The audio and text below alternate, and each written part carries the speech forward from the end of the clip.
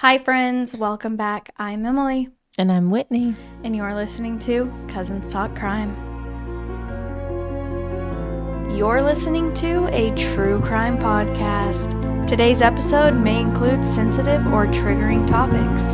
These topics may include domestic abuse, child abuse, substance abuse, sexual assault, torture, murder, and suicide.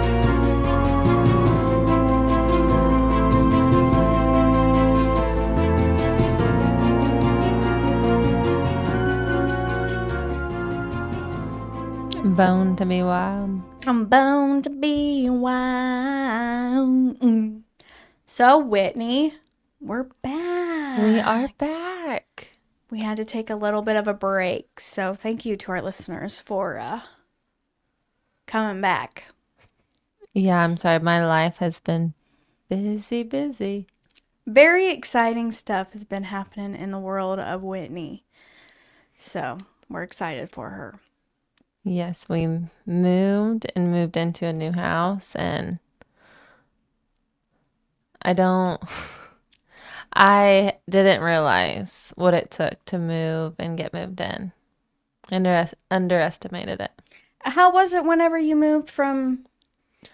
It wasn't bad, but I feel like we didn't have that much stuff. You didn't have that much stuff. You've accumulated more stuff. And plus you had a lot of Dan's stuff that you're moving now too. How long had Dan been living there?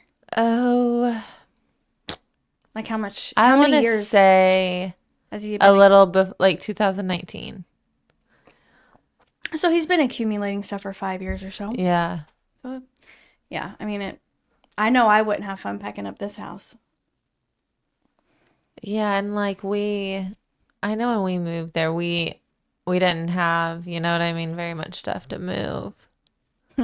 Nothing like we do now. But you're all moved and yep, they're going to unpack the non-essentials as it comes, I guess. If we can find them. Yeah, I think you still have some essentials that are gone. Yeah, I couldn't find my makeup bag, so forgive my appearance. I did stay up till 3 a.m. and my kitchen is completely done. Oh, yay. As far as I know. Now I might come across another, but I'm pretty sure I have everything. Put away, yep. You said you didn't have a pantry, but that one, large wall cabinet thing would be a really good pantry. Well, I got everything in, and I probably have 4 empty, huge spaces. So I didn't need it.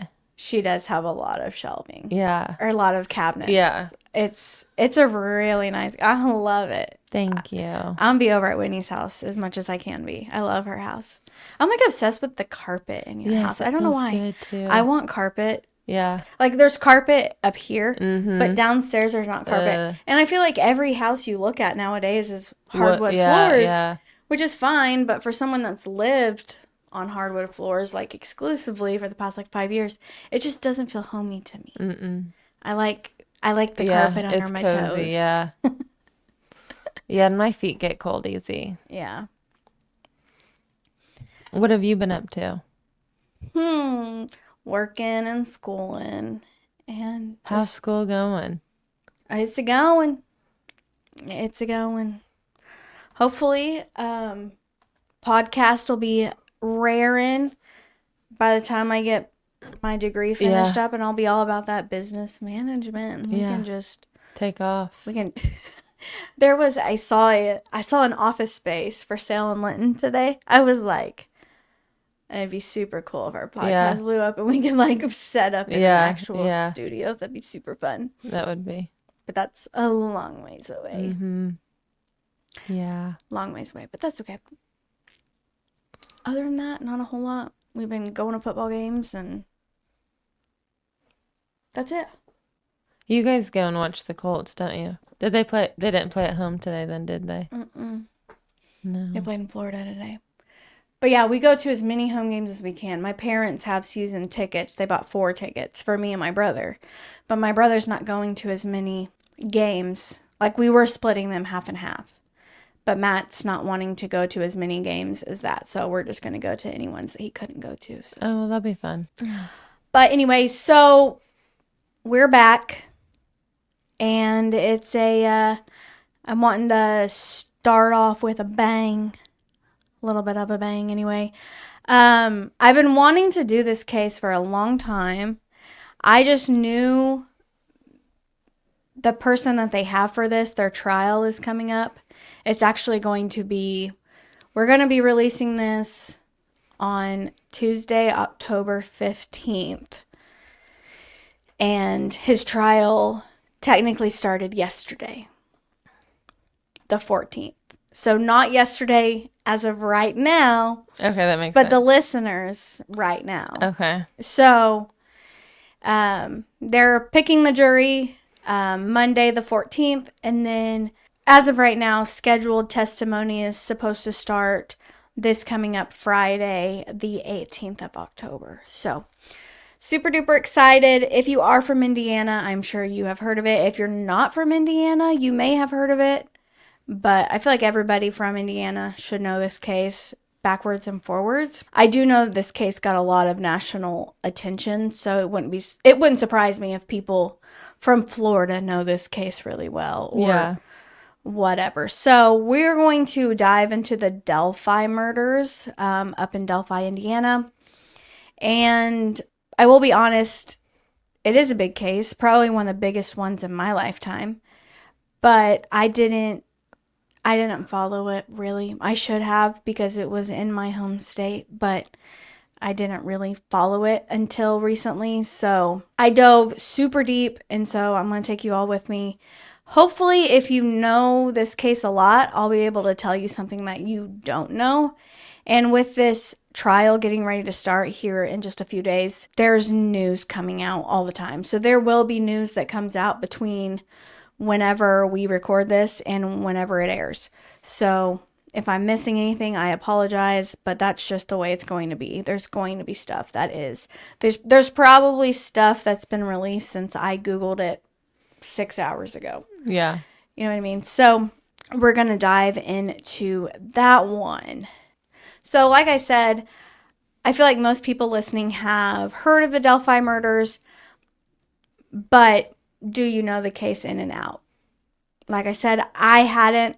I've heard about it for years, but I didn't really know everything there was to know. I knew people thought this, people think this, blah, blah, blah. But I really wanted to dive into what really happened and why it happened. And honestly, those answers are still very unclear of what really happened. This case has been very, very secretive. They have only been giving us the information that they absolutely legally have to give us at this point. When we leave today, we are still going to have a lot of questions that aren't going to be answered until the trial happens. If you haven't heard a lot about this case and you want to, you definitely want to stick around to today's episode. So today's story is going to be about the murder of two best friends named Liberty German and Abby Williams. Libby and Abby were from a very small town in Indiana named Delphi. Delphi has a population of around 3,000 people, give or take. And if you compare that, I don't know what Sullivan's population is, but if you compare that to Linton, it's about half the size of Linton. Maybe a little bit bigger than half. So it's pretty small. It's not like a teeny tiny town like Duggar, but it's not as big as Linton. And if you look at it on a map, it is northeast of West Lafayette, where Purdue is. And it's only about 2.5 hours away from here. Sullivan is 4,000. 4,000. So just a little bit smaller than Sullivan. So it's a small town. But it's probably a place where everybody knows everybody, or everybody's at least seen each other's face. Whether or not you can be like, I know that person really well. You'd be like, I've seen that face before. It's rare that you find people that you have no recollection of. So I'm going to tell you about the girls. So Liberty German, she did go by Libby. She was born on December 27th, 2002. Her parents' names are Derek German and Carrie Timmons. And from what I read, Libby was raised by her paternal grandparents. So that would be Derek's mother, her father's mother, and Derek's stepdad, his mother's husband.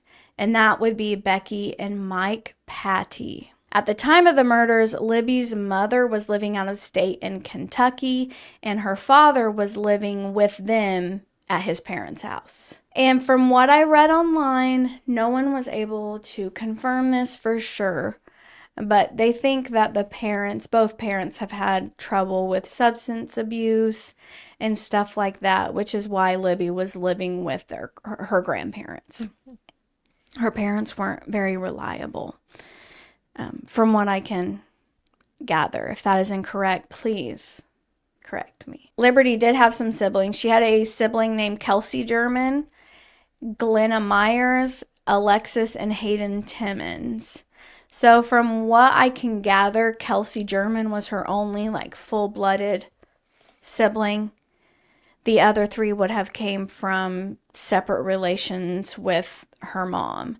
I'm not sure how close she was with her other siblings, considering her mom was out of state in Kentucky. I'm really not sure about that, or if her mother had custody of the other. I'm not sure. I didn't go super deep into that because I didn't feel like it was relevant to the story.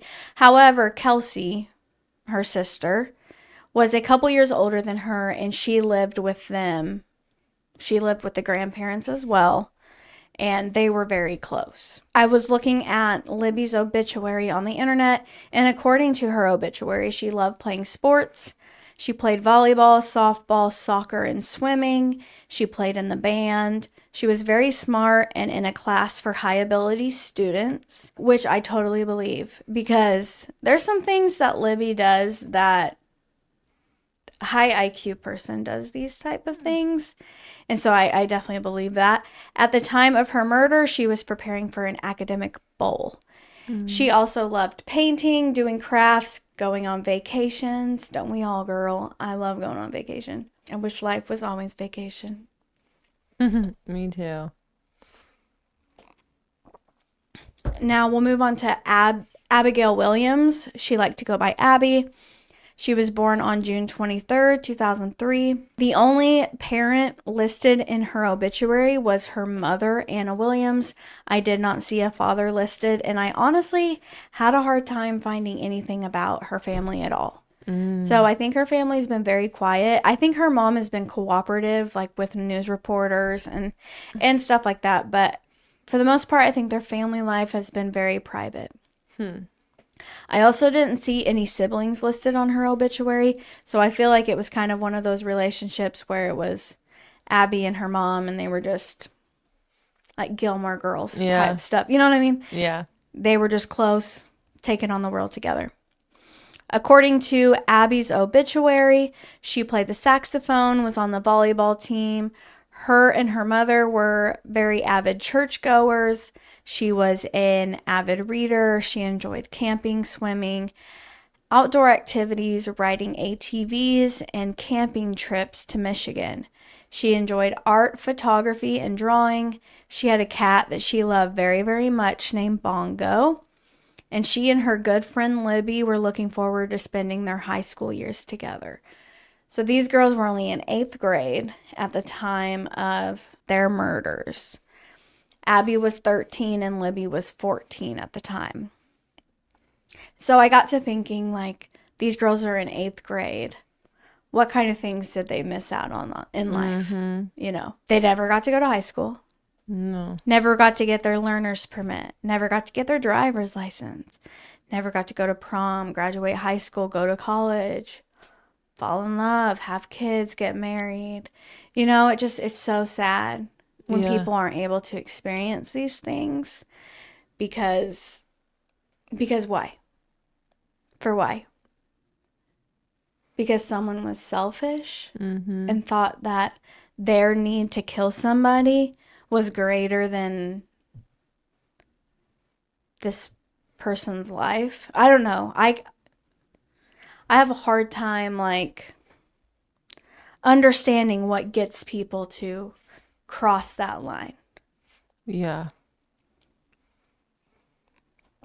Like, are you not thinking about that type of stuff? Like, if you're listening and you ever have a thought that you want to kill somebody, don't.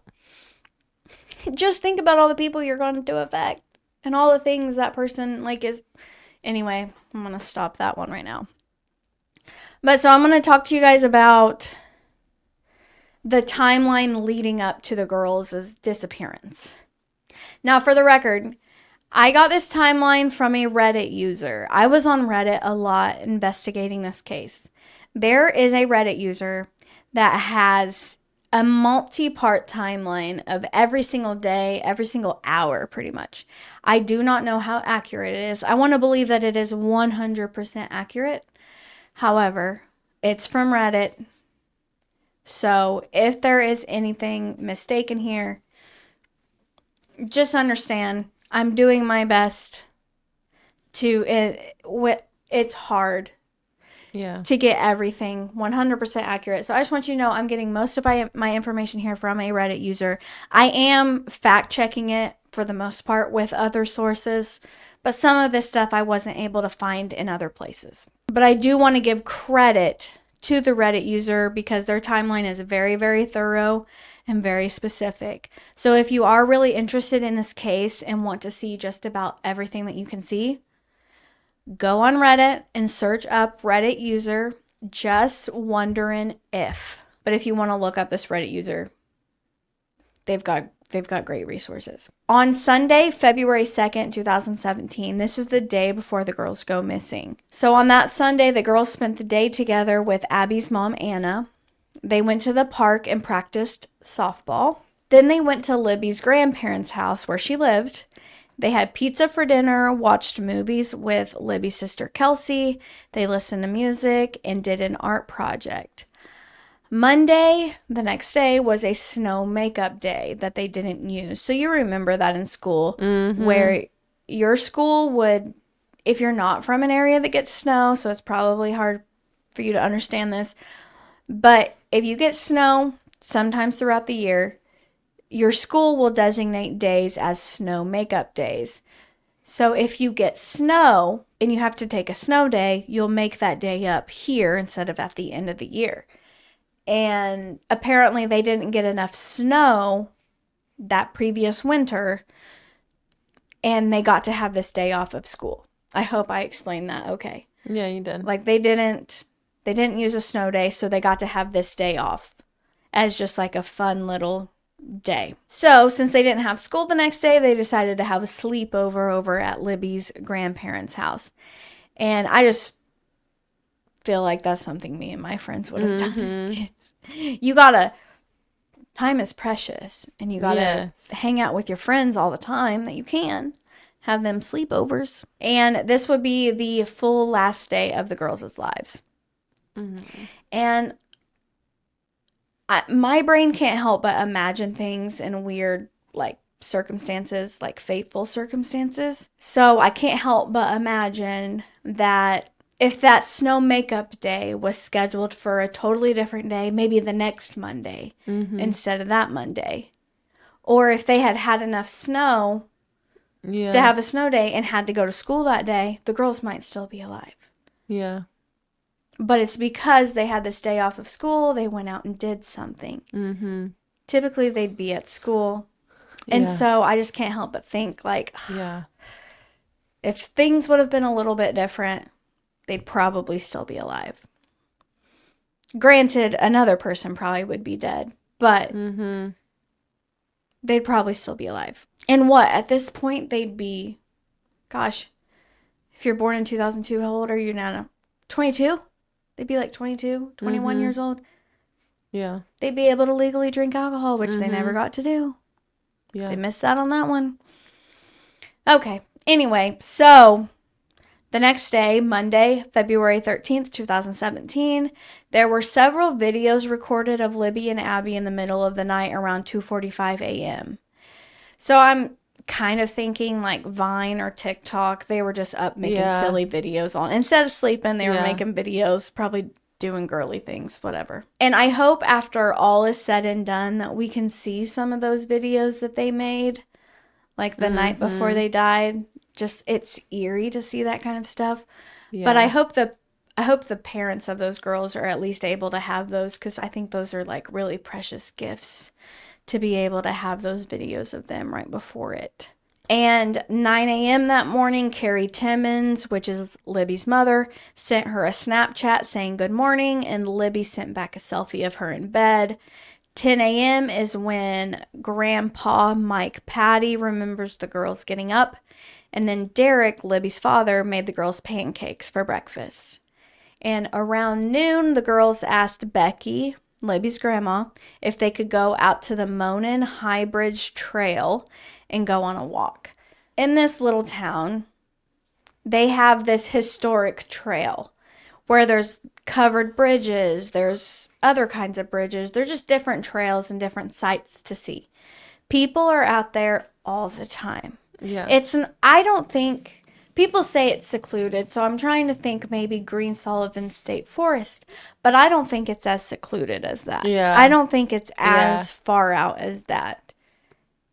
But it's secluded enough that this could happen, I guess, but there were people there all the time. Yeah. It's not like these girls went somewhere remote, out in the middle of nowhere, where they were just begging for something. Maybe kind of like this. Trackamack State Park or something, where people are out on the trails there and stuff. Maybe.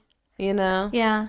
I don't know. That's what I was thinking of, because I mean it's secluded, but people are there. Yeah. They went out there. It's not, people biked and they hiked and they did all kinds of stuff out there. So I mean, it's not like they were going out there begging for something like this to happen. And then the parents were neglectful because they let them go out there by themselves as a 13 and a 14-year-old. Right. No. They've probably done this hundreds of times. And from what I can tell, it's something that the town is like really proud of. Like, it's the only thing the town really has going for it, is this nice set of trails. Now, Anna later said, I don't really know why she said this, but she said it. Anna is Abby's mom. Anna said that she was working on February 13th, the day that the girls went missing, and Libby's family didn't call her and ask for her permission for the girls to go out to the Monon High Bridge. However, this is why I say I don't know why she said this. She said that if they would have asked her, she would have been like, yes, of course, they can go. Because no one was afraid of the place. It wasn't a scary place.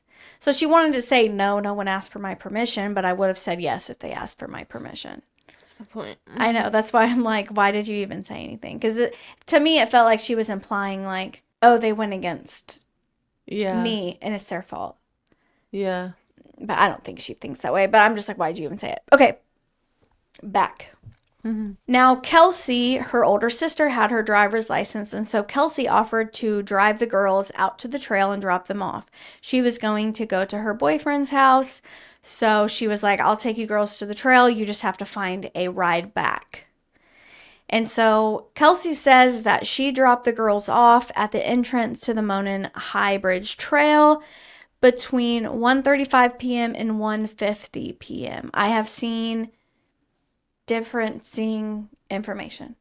Like Kelsey says it was this time, but according to phone records and stuff, they say it was closer to 1:50. So it's between 1:35 and 1:50. Now, and as Libby's getting dropped off, Libby calls her dad, Derek, and says, hey, can you come pick us up around 3 p.m.?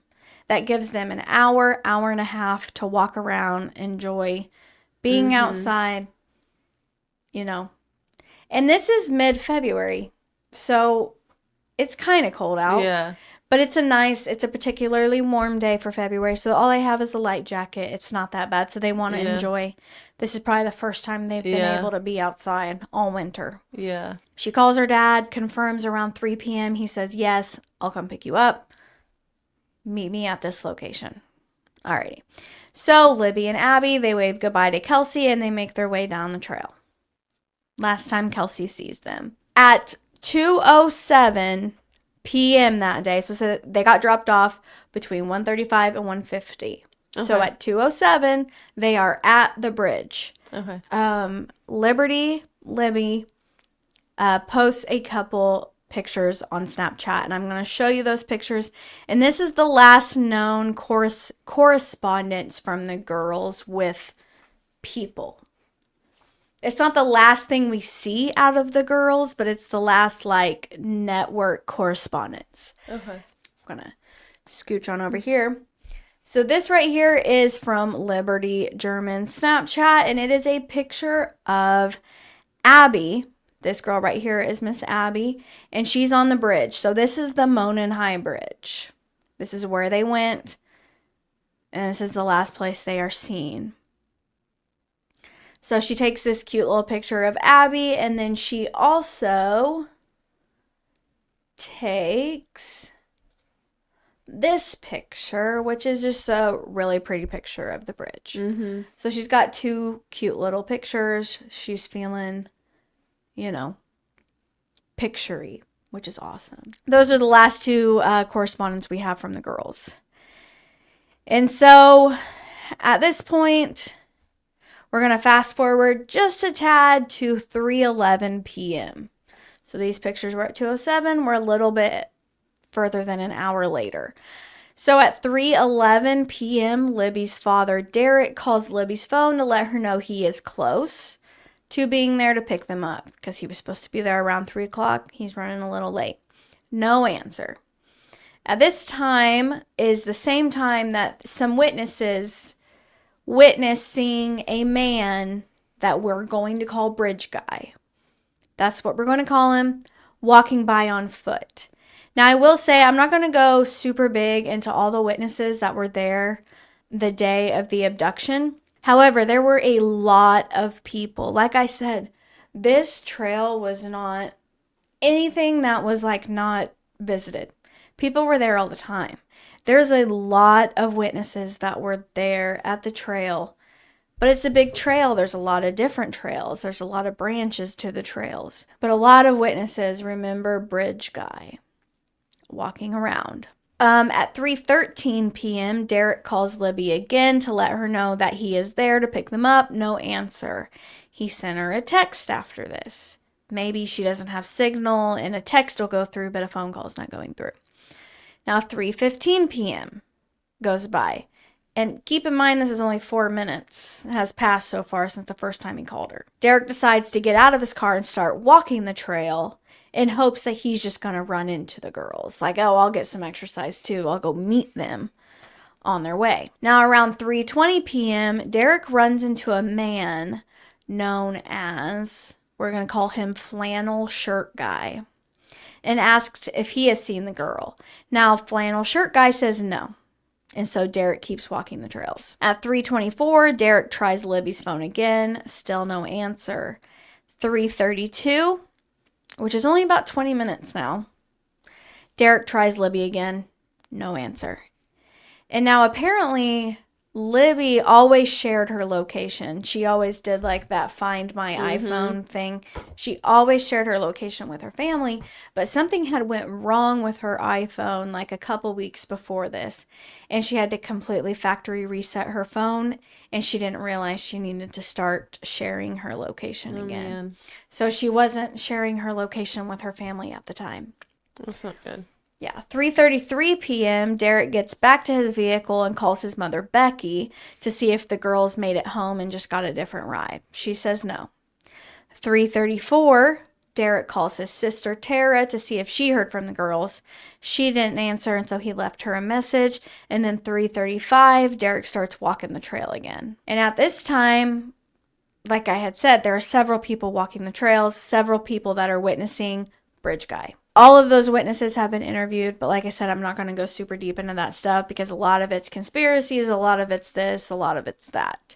I don't know that I would be a good witness. I will just say that right now. I do not pay near enough attention to my surroundings. I don't think I'd be a good witness, so it's hard when you're listening to all these witnesses because everybody's contradicting each other. I feel like doing this now, I try to be more aware. Oh, yeah. Yeah, me too. Than what I was before. Because when you're not aware, I feel like that's when something can happen to you. Know what I mean? Yeah. People like people that aren't paying any attention, you know? And like you said, I try to be more now. But a few years ago, someone could have come in and robbed me at gunpoint, and I couldn't have told you what color shirt they were wearing. Right. I'm terrible. Yeah. It always amazes me how people can give enough details to get like a sketch. Oh, I would never be able to do that. Like what nose shape they had, what color eyes they had. This is crazy. I couldn't even do a sketch of myself. Me neither. I don't have a clue what I look like. I don't have a dang clue what I look like. No, the people that do those are good because no, but I couldn't. No, me neither. All right, so we'll get back into it. At 3:57, so that's what? He calls him at 3:11. That's math. It's almost an hour. We're approaching an hour. It, yeah. We're approaching an hour. Derek calls Libby again. Still no answer.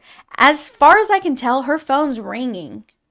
She's just not answering. Mm-hmm. So it's ringing somewhere, just not answering. At this same time, so at 3:57 p.m., a witness recalled seeing a man in a blue jacket and jeans, which is going to be what Bridge Guy is wearing when you see Bridge Guy. He was muddy and bloody, and the witness said that he looked like he had been in a fight. Like, they didn't think anything suspicious out of it. They just thought, oh, he's been in a tussle with somebody. No, I haven't heard that. So someone has seen Bridge Guy muddy and bloody. With blood and mud on him? Mm-hmm. Oh, gosh. Yeah. So let's get back into it. At 3:58, Derek calls his mother Becky again. Now at 4:12, we are at an hour at this point from whenever Derek tried contacting the girls. Derek calls Kelsey, who's at her boyfriend's house. She's not heard of the girls since they dropped him off. 4:17, Becky calls Libby. Still no response. 4:19 p.m., Becky and Tara, which would be Libby's aunt, talk, and they decide to go to the trails and look as well. Now, I don't know if they thought that the girls had gotten into some kind of accident and were hurt somewhere, or if they thought that they had just wandered off and were being mischievous. I'm not sure what really was going on in the parents' brains at this time, but I feel like I would start panicking at this point. But I feel like you also are like, nothing bad happens. Kind of like, I don't want to compare this to this, but it's kind of a situation where you lost your cat yesterday. And you're immediately like, oh my God, something terrible has happened. Full-blown panic. Something terrible has happened. But he's just napping.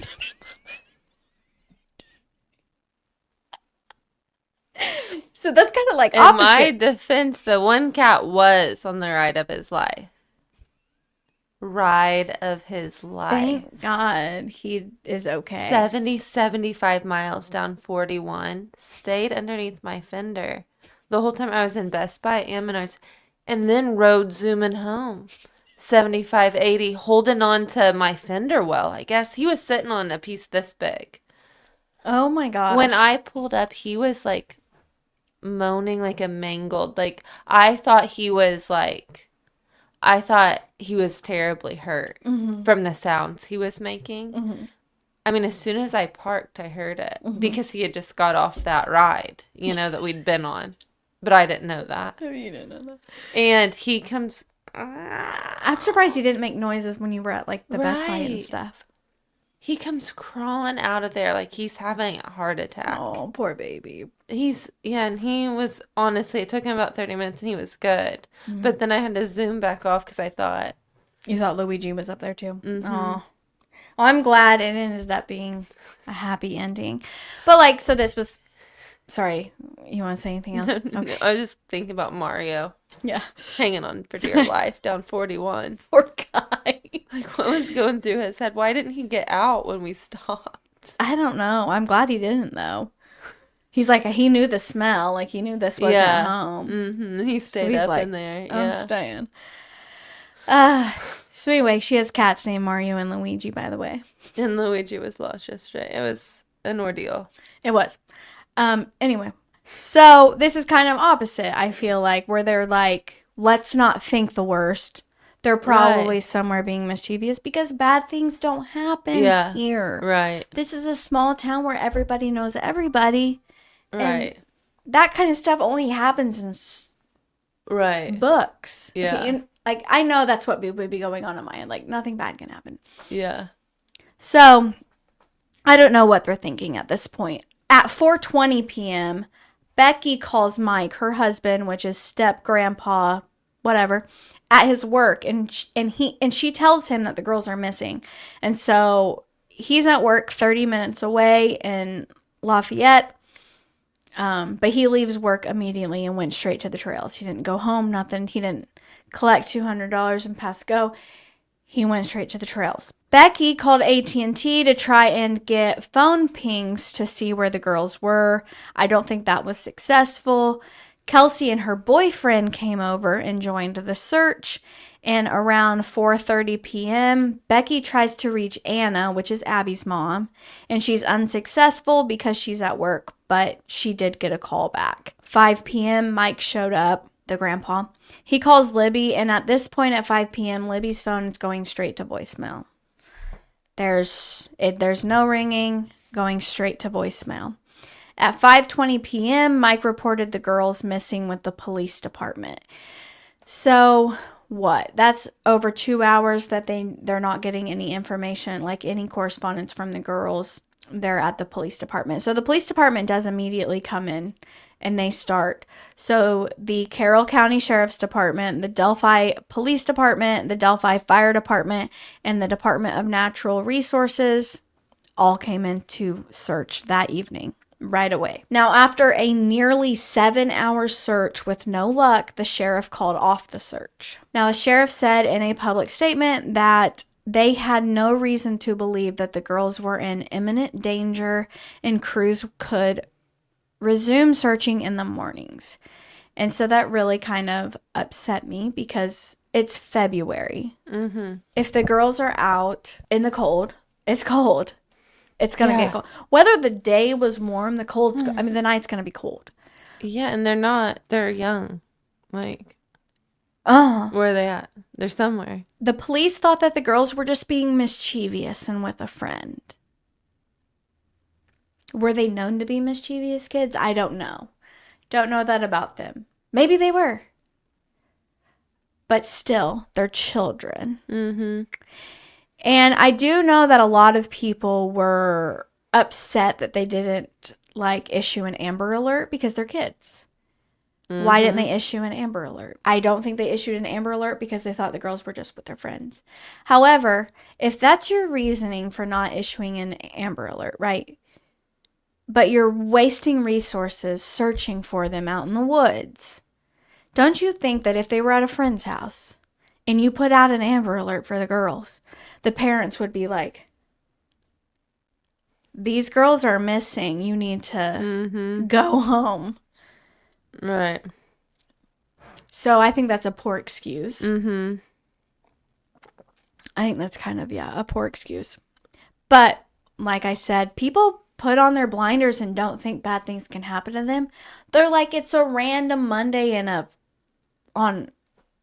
February. Mm-hmm. Nothing bad's happening today. Mm-hmm. Well, I mean, any day is as good as another day.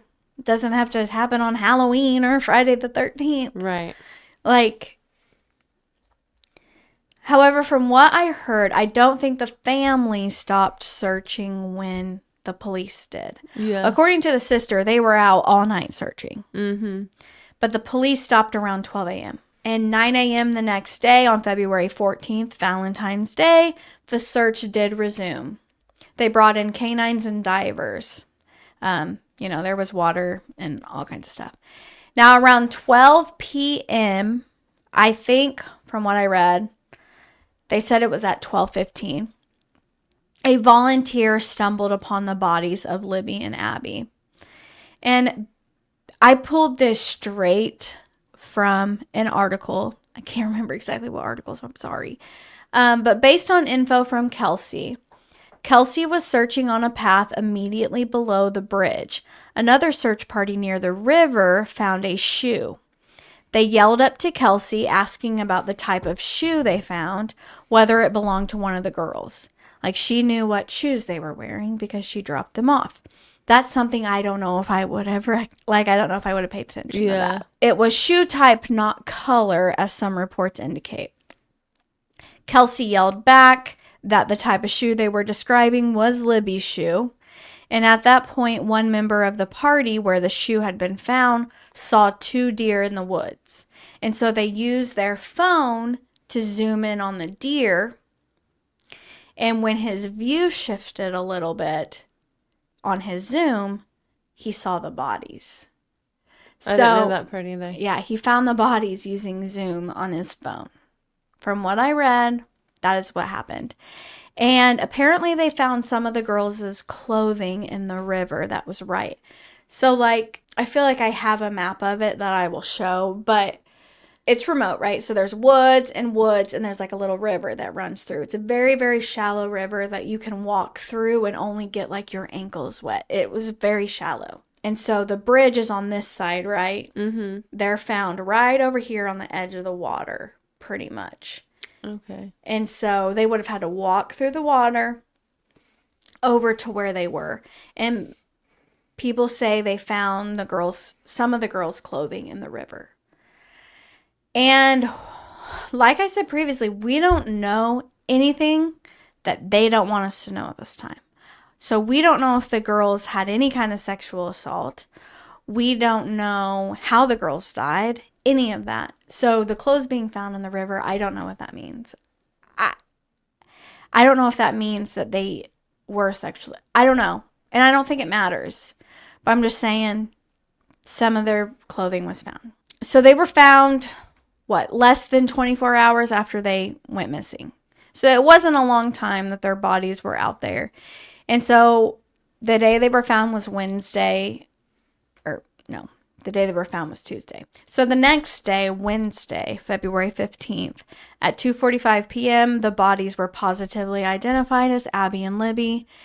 At 7 p.m. that night, police released a video that was taken on Libby's phone. So between 2:15 and 2:30, Libby recorded a video of a man, known as Bridge Guy, walking towards her. So I'm going to play this video for you all. So I'm just going to play it a few times here. It's not super clear. However, we've got his general build.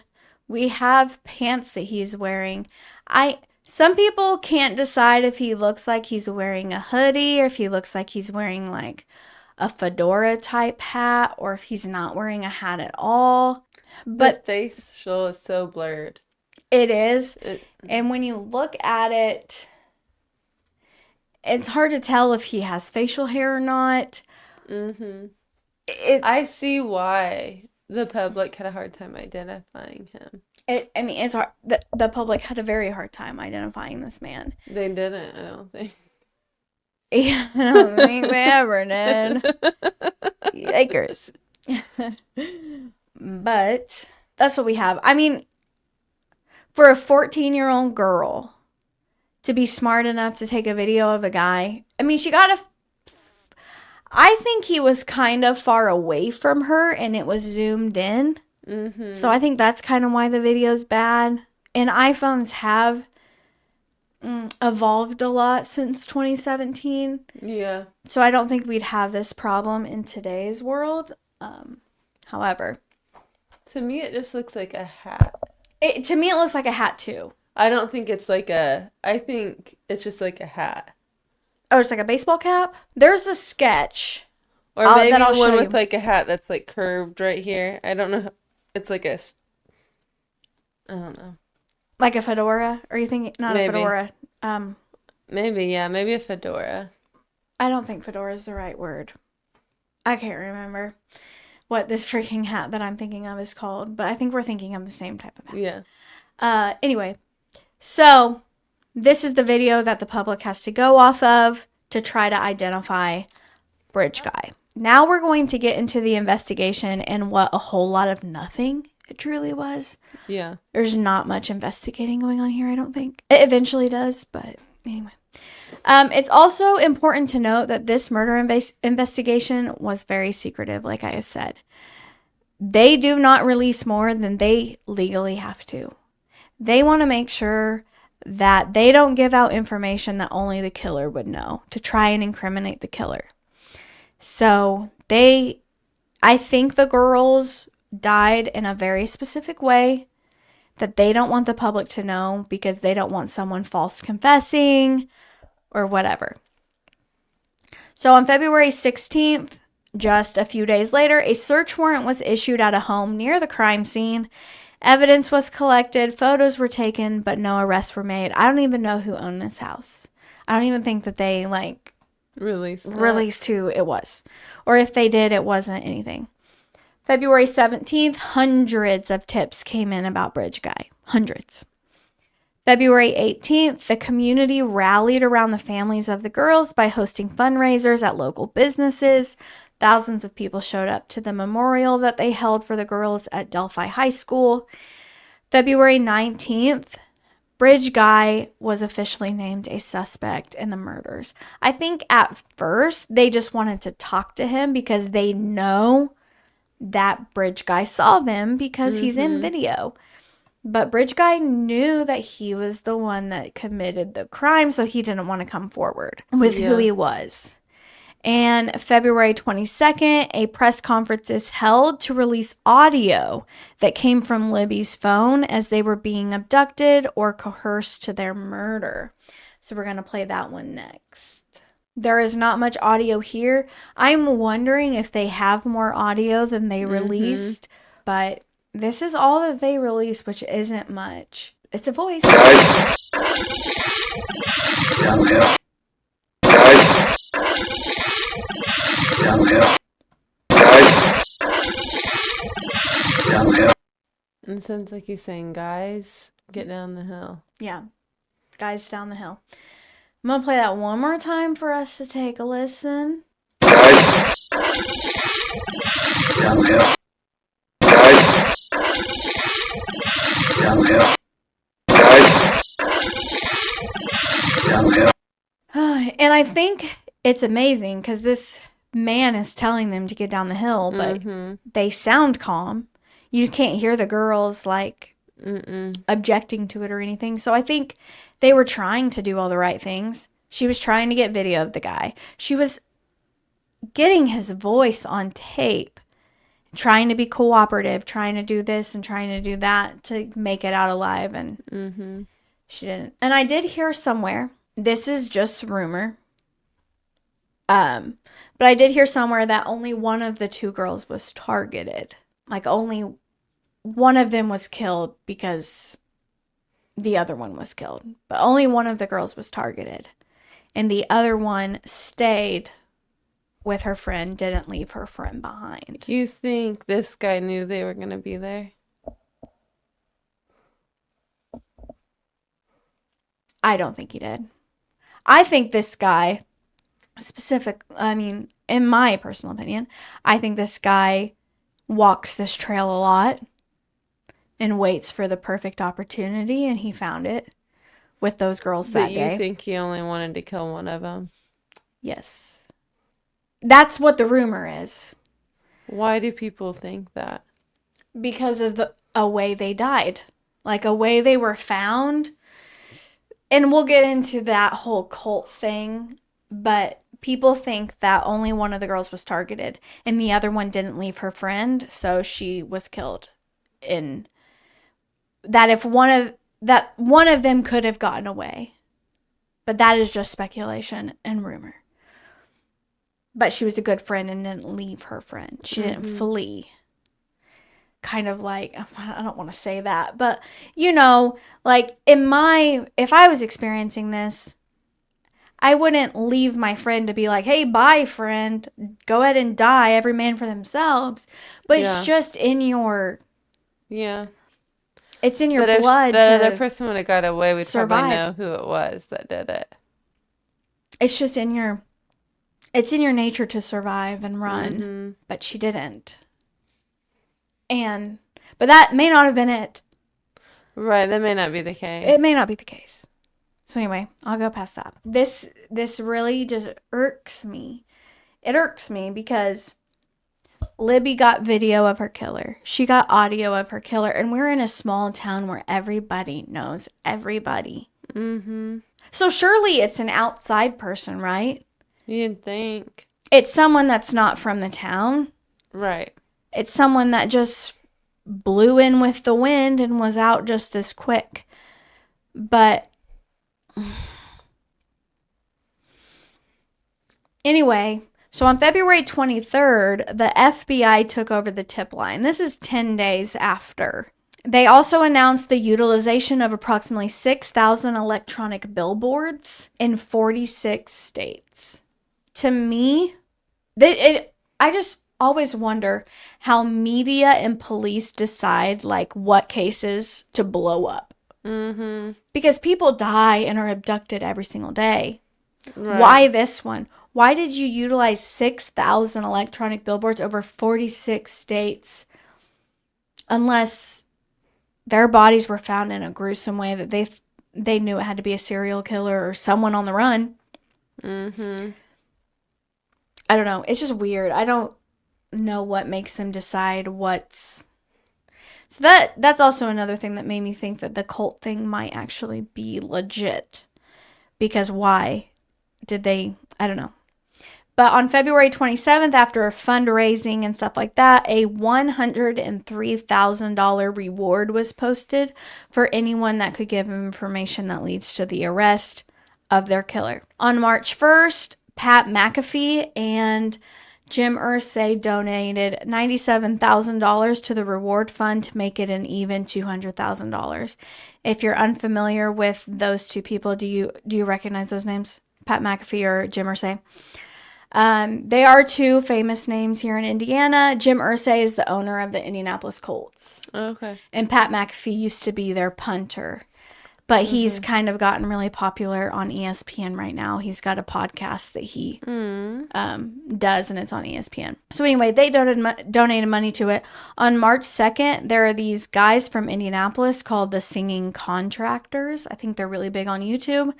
They released an emotional tribute to the girls to draw more attention to the case. On March 17th, a search warrant of the home on the property where the girls were found. No arrests were made. The guy that owned the property that the girls were found on has passed away since the girls died, but I don't believe he was ever a suspect.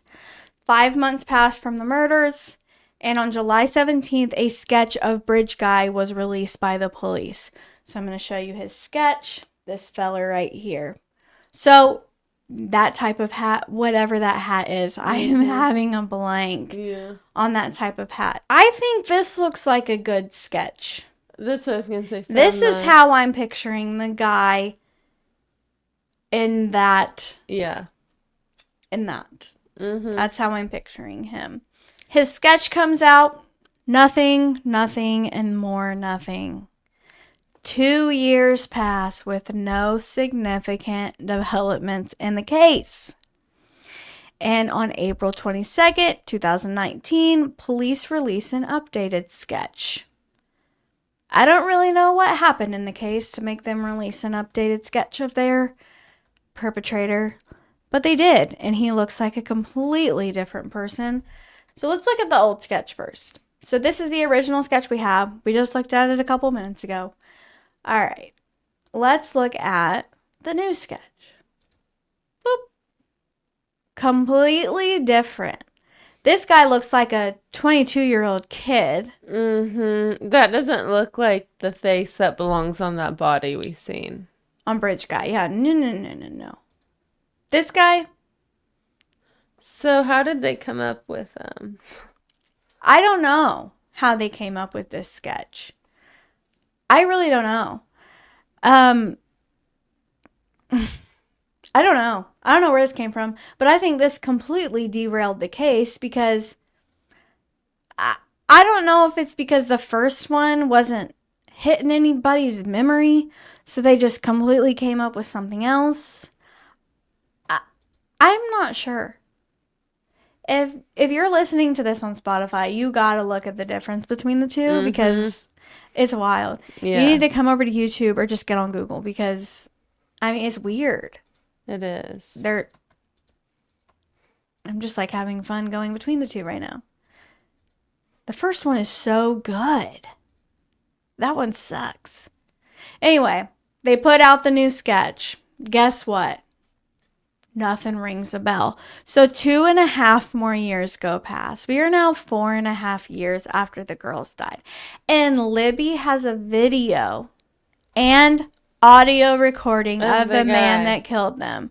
And nothing in this town of 3,000. I'm pissed for her. I am so mad. I am so mad for her. Yeah. Like, if I was a local of that town, that video and that audio would be all the time. I'd be trying to figure it out. Yeah. If that was my husband, I would know. Mm-hmm. I would know my husband's voice. Oh, yeah. You would.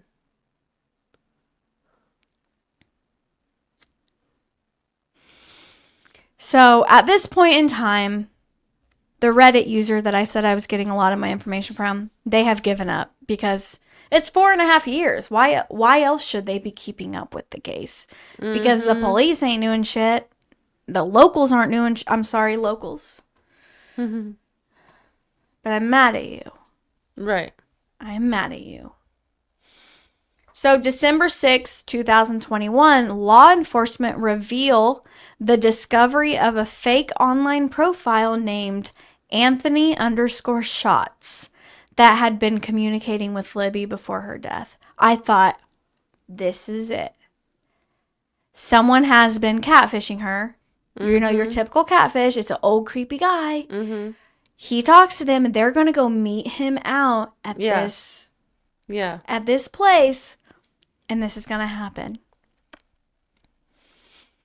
So it made total sense in my head at that point. But I'm like, why did it take the police this long to figure this out? Right. Haven't they had all their records for a while? You'd think so. So at this point, I'm like, the police are onto something. I'm excited. The police went out trying to figure out who made this profile. With IP addresses and stuff, we should be able to track it, no problem. Okay. So this profile was linked to a man named Keegan Klein, who admitted to making the fake profile to meet underage girls and receive explicit pictures. But he was ruled out as a suspect. He couldn't have possibly been there that day. However, it works, like alibi-wise. He was not the person. So I'm like, ugh. Right. I thought we were onto something. Yeah. And then we're not.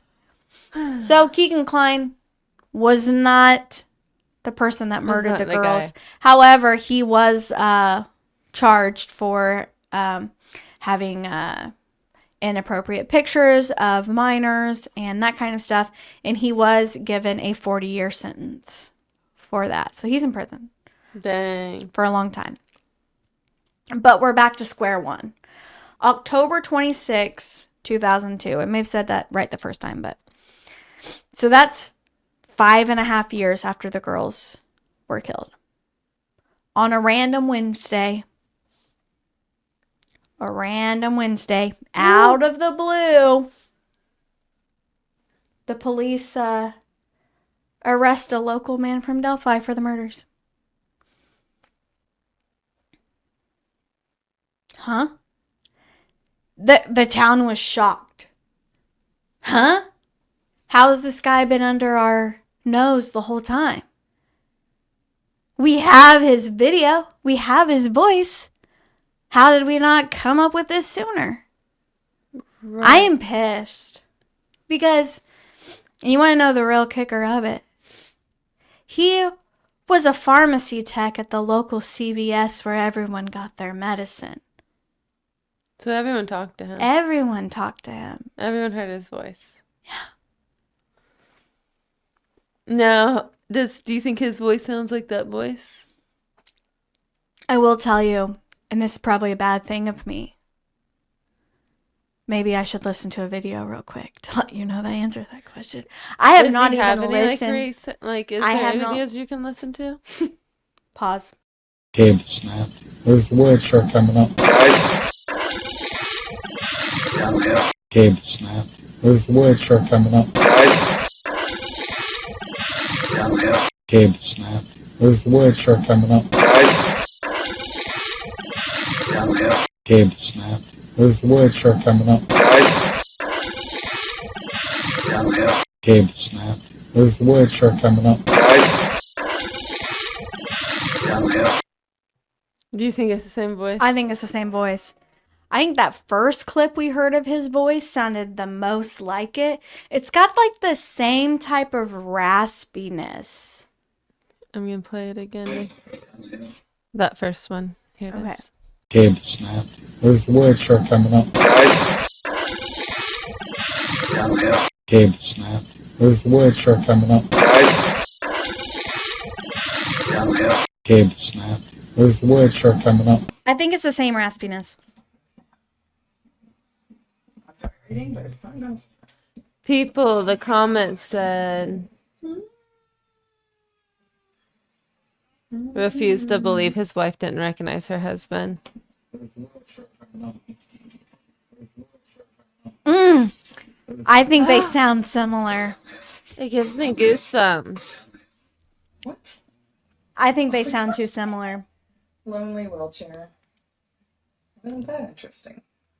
Something that I saw on Reddit was like, he sounds like any other Midwestern guy. Well, if you're from the Midwest, you can tell the difference in voices. So shut up. Right. That guy was the same guy. In my opinion, that was pretty dang close. Had the same kind of raspiness, in my opinion. It's hard for me. I mean, I feel like they do sound similar. I definitely think that, but I mean, I wish he would say the exact same thing. I don't know, but let's get back into it. So, out of the blue, this Richard Allen feller gets arrested for the murder of Libby and Abby.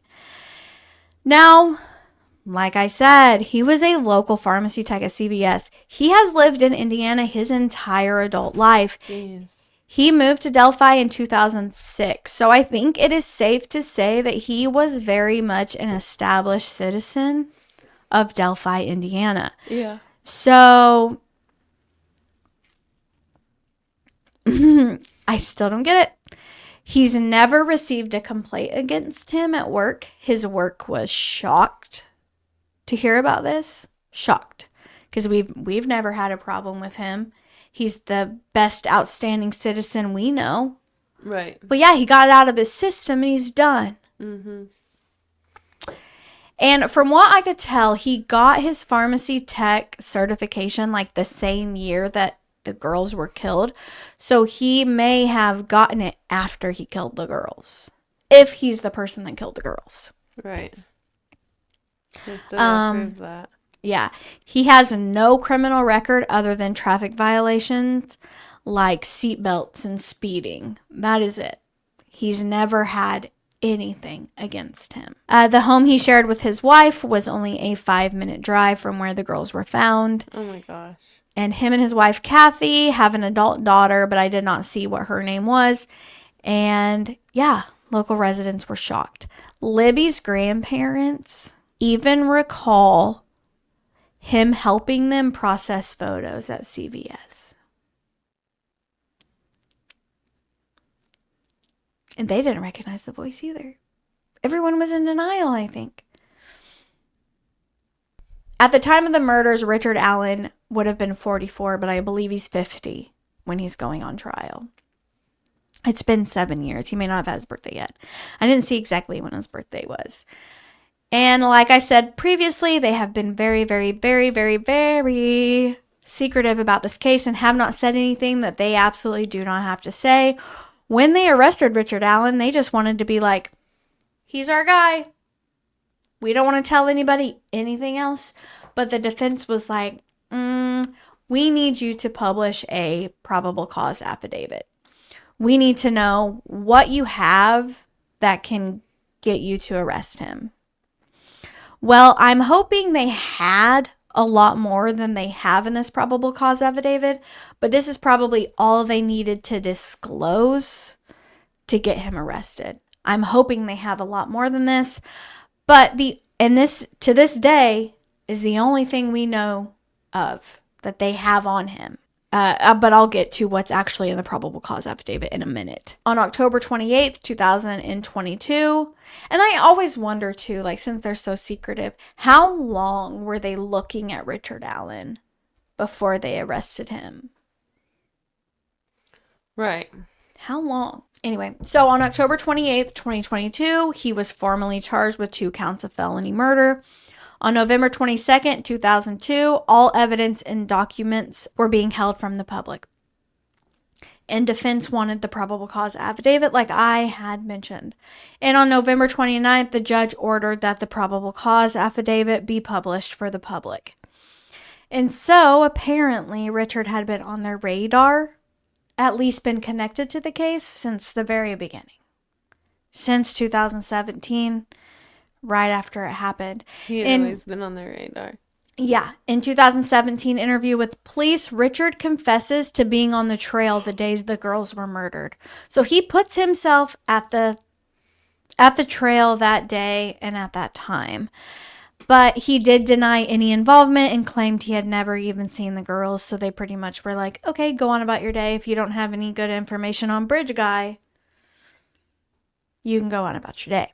And at the crime scene, this was another piece of evidence that so the first piece of evidence that they have for the probable cause affidavit is that he was there the day of the crime. Now, the second piece, and the only other piece that we know of, is at the crime scene, there was an unspent round of .40 caliber ammunition that was found near one of the bodies. It was directly linked to a gun that Richard had owned for several years. And I apologize if I butcher the name of this gun, but it is a Sig Sauer Model P226. I apologize if that's wrong. Police found the gun at his home, and Richard and his wife both confirmed that Richard was the only one who had access to it. And I'm going to bypass what I have written here, and I'll talk about it later. And like I said, so the prosecution probably had more evidence than this. Like, there's no way that this is the only thing that they could have had to get them to arrest him.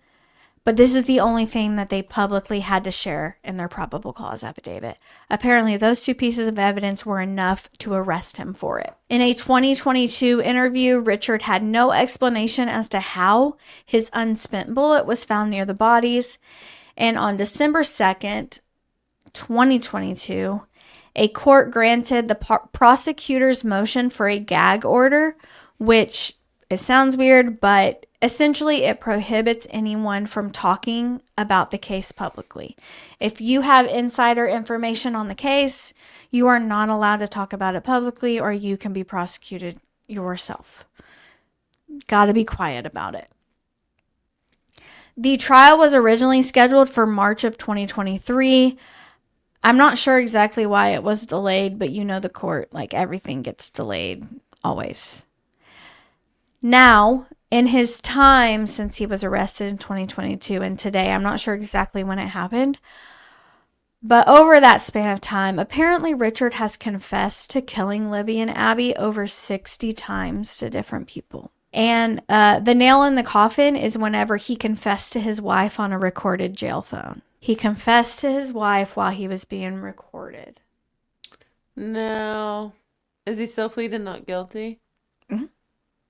Okay. His defense has worked really hard to get the phone call pulled from evidence, saying that he was not in a good mental state because he was being abused in the prison, or people in the prison were making him confess to something that he didn't actually do because of other reasons that we'll get into. But the judge denied that, and the jury will listen to this phone call as part of evidence. So, which I'm sad because I want to hear it, but we're not going to be able to hear it. Is it open to the public? A trial? I think so. I think you can get in. I know. Let's go. If I didn't have to work, I totally would be there every day. I'm sure it's gonna be full. Oh yeah, well, I'll be listening through the window. Right. So he did confess. Like I had said, there's a theory out there that These girls were killed as a part of a sacrifice for some kind of religion or some kind of cult. That is a huge theory that the defense is trying to hold on to. And so people in Reddit that I've read, people are trying to say that these people of this cult were making him confess to a crime that they committed, and that the guards in the prison that he was being held at were part of this cult. The defense will grab onto anything they absolutely can to create reasonable doubt. So on September 18th, 2023, the defense filed a 136-page document that claims that there is overwhelming evidence that shows members of a pagan Norse religion called Odinism, hijacked by white nationalists, ritualistically sacrificed Abby and Libby. So let's talk about what I found on Odinism on Google. Now, Google may not represent exactly what Odinism is about because it's Google and it's not the dark web. But I will tell you what I found on Odinism. Defined on Google, Odinism is a brotherhood that is defined as an ancient religion that acknowledges the gods by fostering through courage, honor, light, and beauty. Now, Odinists are considered hard polytheists. They believe that the gods and goddesses are distinct individual entities and not psychological archetypes or personifications of natural forces. So they believe in multiple gods. They don't believe in Christianity, that kind of stuff. Yeah. And there are several symbols associated with Odinism and the pagan Norse religions. So the pagan Norse religion is like Christianity, right? So this is like on a different hand. And then Christianity has all different kinds of branches of different types of Christianity that go off of that, right? So Odinism is a branch that goes off of this pagan Norse religion. It's just a branch. Okay? A branch. Everybody that's connected to a pagan Norse religion isn't necessarily an Odinist. That's good to keep in mind. All right. So I did not see where Odinism practices human sacrifice like the girls, but like I said, Google probably won't tell me that. The dark web probably would. But Google did not tell me that. And it said that if they did sacrifice, it would be animal sacrifice or it would be self-sacrifice, not other humans. Anyway. I have looked on Reddit, of course, and the theories are crazy. I read one that suggested this was the doing of the cult Odin, the Odinism cult.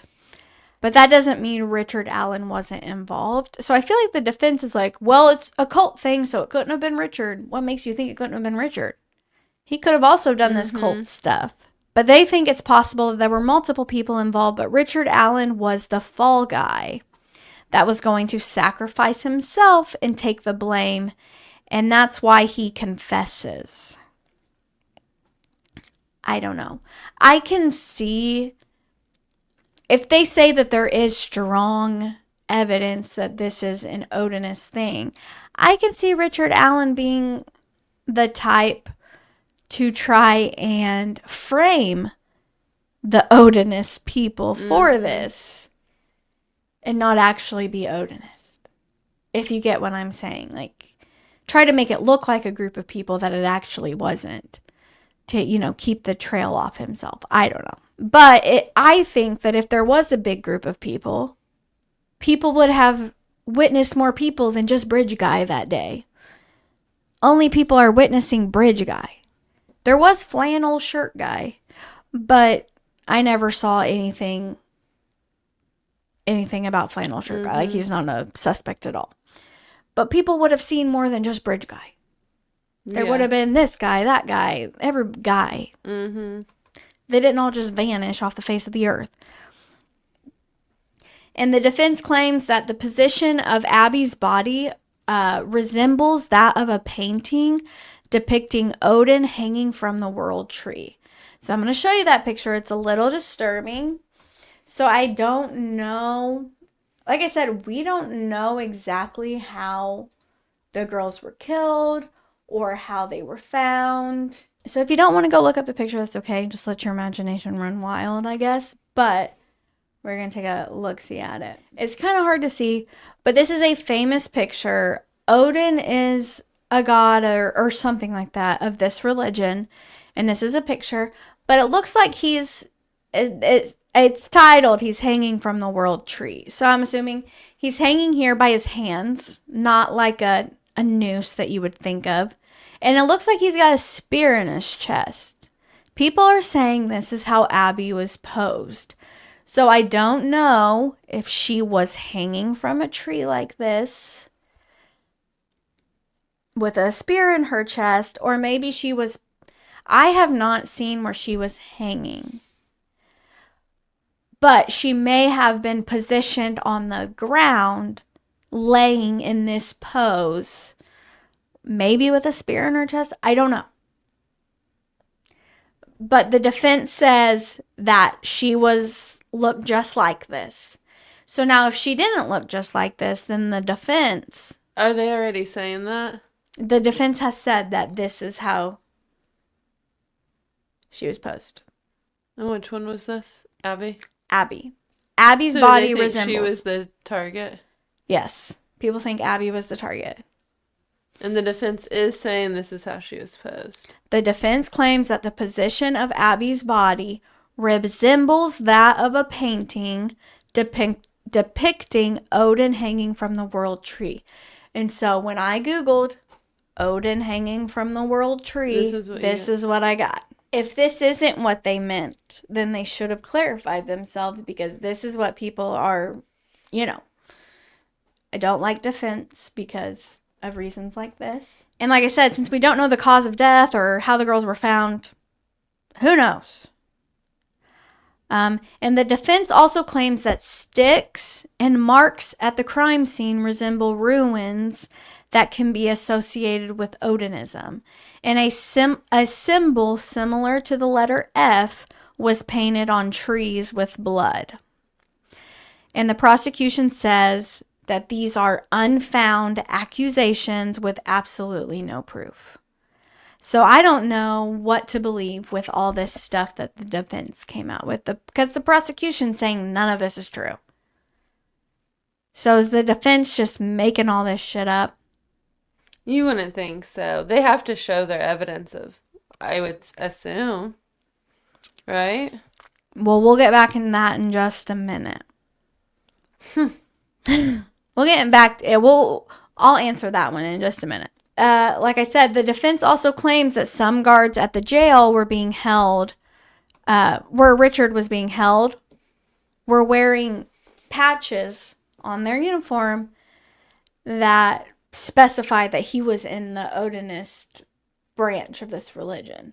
Like, what a coincidence. That's weird.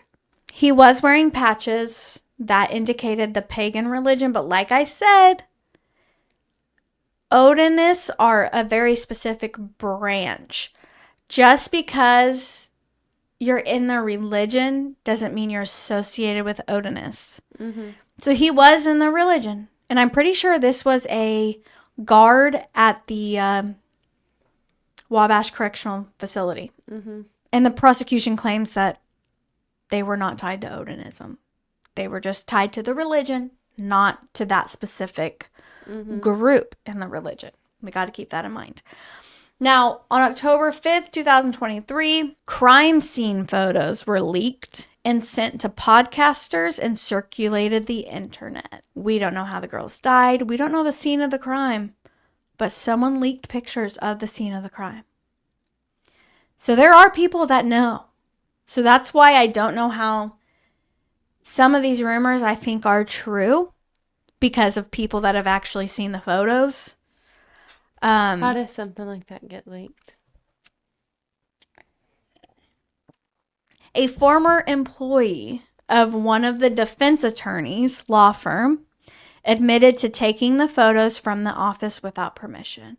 Apparently, all the photos were strewed across the defense attorney's desk.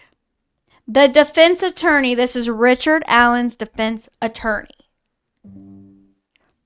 This is going to help Richard Allen. Okay, anyway. He has everything strewed across his desk. This guy sneaks into his desks, takes his phone, and starts taking pictures of all of the photos and sends them out to podcasters and puts them all over the internet. Are they still on the internet? I think they've been taken off. I couldn't find any. I didn't want to look too hard because you didn't want to get like alerted and flagged and. I just didn't want to disrespect the girls in that way. But yeah, I didn't look that hard. I did look a little bit, but I didn't do it that hard because I'm sure you can find them somewhere, but I'm not doing that. The man that did this, his name was Mitchell Thomas Westerman, and he is facing criminal charges as he should. The reason police don't want this information public is not because they want to be secretive and keep information from you because they like to know information and you not have information. It's because it's vital in catching the true killer of the girls. It's not for any other reason other than that. And so getting out the information of how the girls died and stuff greatly impacts the investigation and swaying a potential jury.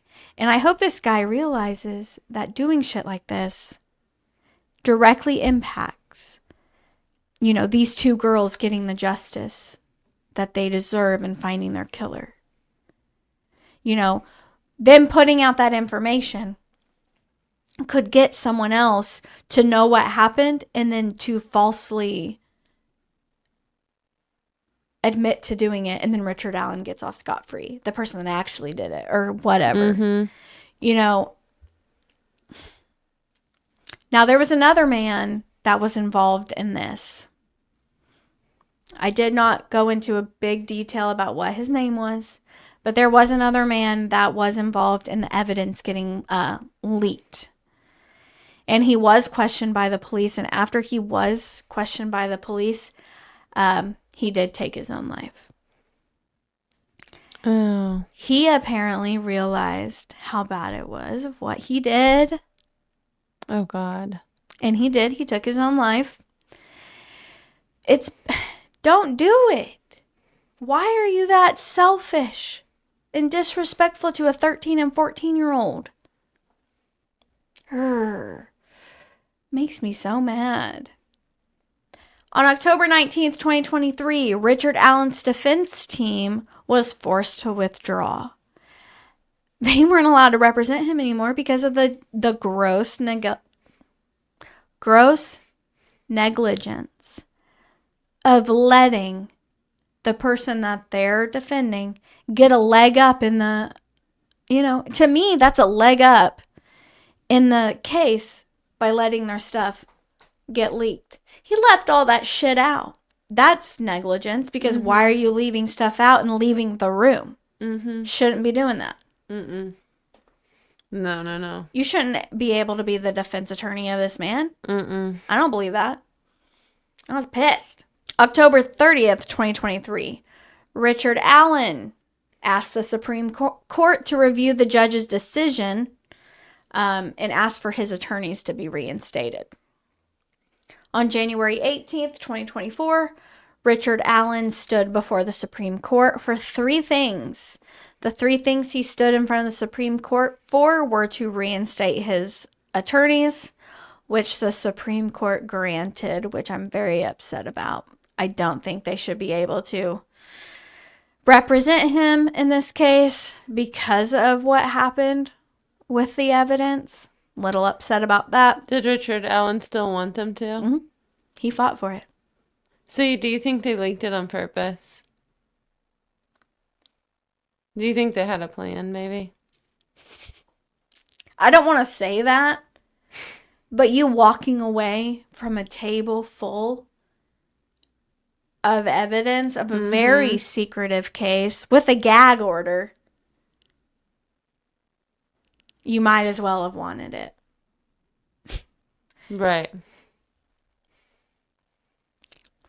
Anyway, he also went to the Supreme Court to have the judge in the case replaced because he didn't think that the judge was being fair to him or whatnot, but that was not granted. So the judge did stay, and he went to them for a speedy trial that would be within 70 days. That was granted to him, but when the 70 days came up, they weren't ready. So now we're in October, ready to do it. So on January 29th, 2024, the prosecution, of course, argues the reinstatement of the defense lawyers, but they do get reinstated, and the defense comes back awfully strong. They come back demanding that all charges against Richard Allen get dropped. Are you dreaming, pal? Are you dreaming? The reason being was that key evidence was destroyed during the investigation. I guess there was a DVR error and some interview footage was recorded over that could have had damning, incriminating interviews for other suspects. But that was denied. Thank God. Now, Richard Allen was apparently mistreated in jail during all this time. He has moved between multiple prisons. His latest prison was actually the Wabash Valley Correctional Facility, which is just down the road pretty much from someone's house that we know. And I don't think he's there anymore. I think he's somewhere closer to Delphi right now, like waiting for trial to start, just maybe in the county jail or something. But that's where he was up until whatever. But he has moved different jails because of mistreatment. The defense claims that he'd been shackled up like Hannibal Lecter. I just imagine like Hannibal Lecter in the face gear and stuff. He was intimidated by guards, which, in my opinion, I think you should be because you're in prison. Mm-hmm. I don't think it should be a vacation, but okay. And that he didn't feel like he could speak freely with his counsel, which you should be able to speak freely with your counsel. And I did hear in a podcast, I can't remember which one it was because I did listen to a lot, but they said that the guards would make him face like the window whenever he was talking to his counsel so that they could read his lips. And that was how he didn't feel like he could talk freely with his counsel. But I don't feel like any good defense lawyer would let that happen. Like, I feel like a defense lawyer would get in the way of that and keep that from happening. Now, I do know that Richard Allen has lost a lot of weight. I saw that. He has lost a lot of weight. And I remember hearing that he was trying to starve himself. Like, I don't know if it was someone I heard said he was trying to kill himself by starving himself.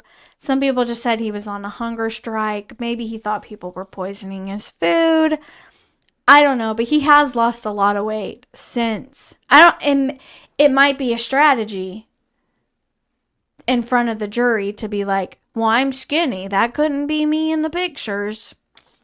That's really all we know for sure. So I'm going to kind of just like wrap it up a little bit. So I had stated this at the beginning, but we'll go over it again. Jury selection is to occur on October 14th, which at the time that we release this should be yesterday. And testimony is scheduled to start this Friday, October 18th. The judge on this case is Frances Gull. She is a female. But yeah, that's all we really know at this time. And almost everything you hear is rumors, conspiracy, and hearsay. The only true evidence we have produced is that bullet from the gun that was found and that he was there the day that they were killed. I really hope that they have a lot more on him. And the defense did file a motion to have the jury go on a field trip to see the crime scene. And that got denied. Yeah, they wanted to walk them through like, hey, this is where that picture, the video of Bridge Guy was taken. And this is the path they would have had to take to get to where they were killed. They wanted to take the jury just so they could see it and picture it in their mind. Didn't you say they had to go, they went through the creek to the other side, right? Mm-hmm. They had to go through the creek. They had to go through the creek. I think I have. I found this. I don't know if this is what you're looking for. I feel like I have. This one? Yes, I've seen that. All right. Oh, our faces are going to go away for a minute because we're just going to look at this image together. I want to make it big so we can see it real good. But okay, so the girls were dropped off out here. They walked down here to the trail. We're at the Monon High Bridge. And then this right here is whatever this creek or water, whatever it is. Mm-hmm. So they would have had to cross over.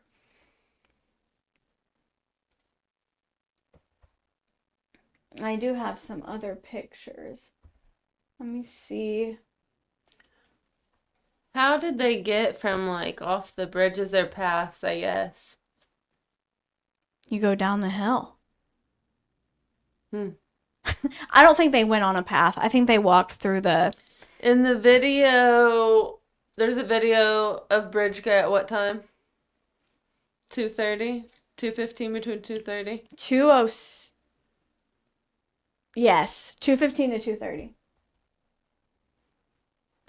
So, they have a video of him. They walk down, and a guy... Yeah, look how steep this is. Yeah, That's a pretty steep hill, too. Is that the exact same one? Yeah, I'm just zoomed in. Okay. I was like, I think I got that one.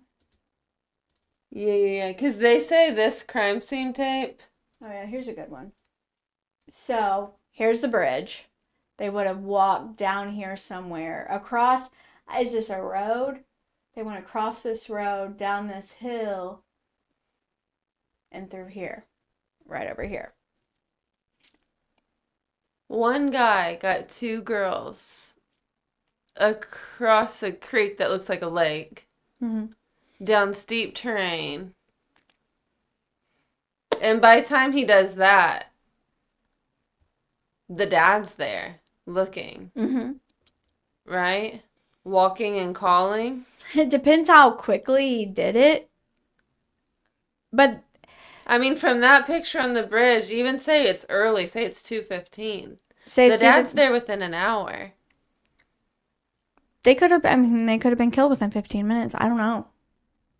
You think he killed them and dragged them across? No, I think he got them across. But I mean, that's a long little going across a creek with two kids. That creek is it's not like a little creek. It's very shallow, I think that though. takes time. It's very shallow. I wonder what that path is, mileage. I mean, you know what I mean? Oh, I don't think it's a lot. You don't? No, I don't think it's very far. And witnesses claim to have seen Bridge Guy by the time Derek was out looking. Like he was already done, headed back. Yeah, he was already done, headed back.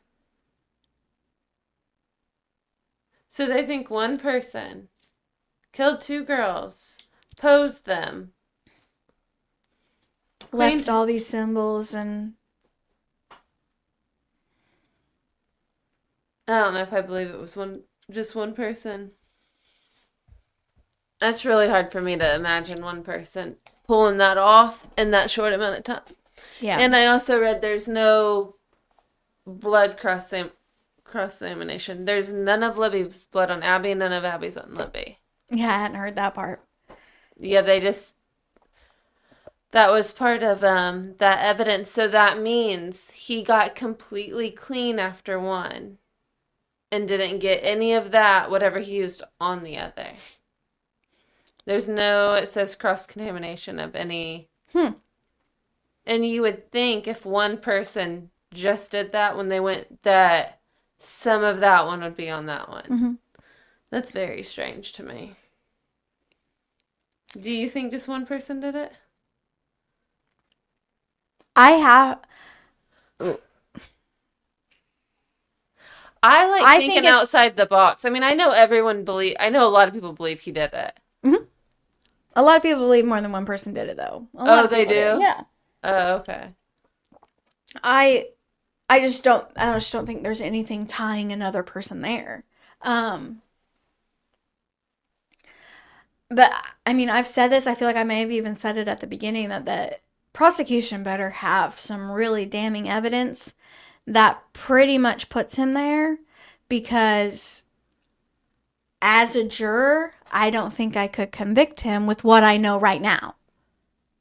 Yeah, and if you're saying if someone saw him leaving when the dad was still there, I just feel like that's a really short window. But maybe to me it looks like a farther little thing that reality is. I think it looks farther than it really is. Yeah, because I'm thinking, well, that right there is, I don't know, that creek, even though it's shallow, it looks big. Yeah, I don't think it was that big. Okay. I am Googling it to see if I did just see that it's only 0.2 miles from where they were on the bridge. So that's less than a quarter of a mile. It's not very far. Half a mile away from the bridge.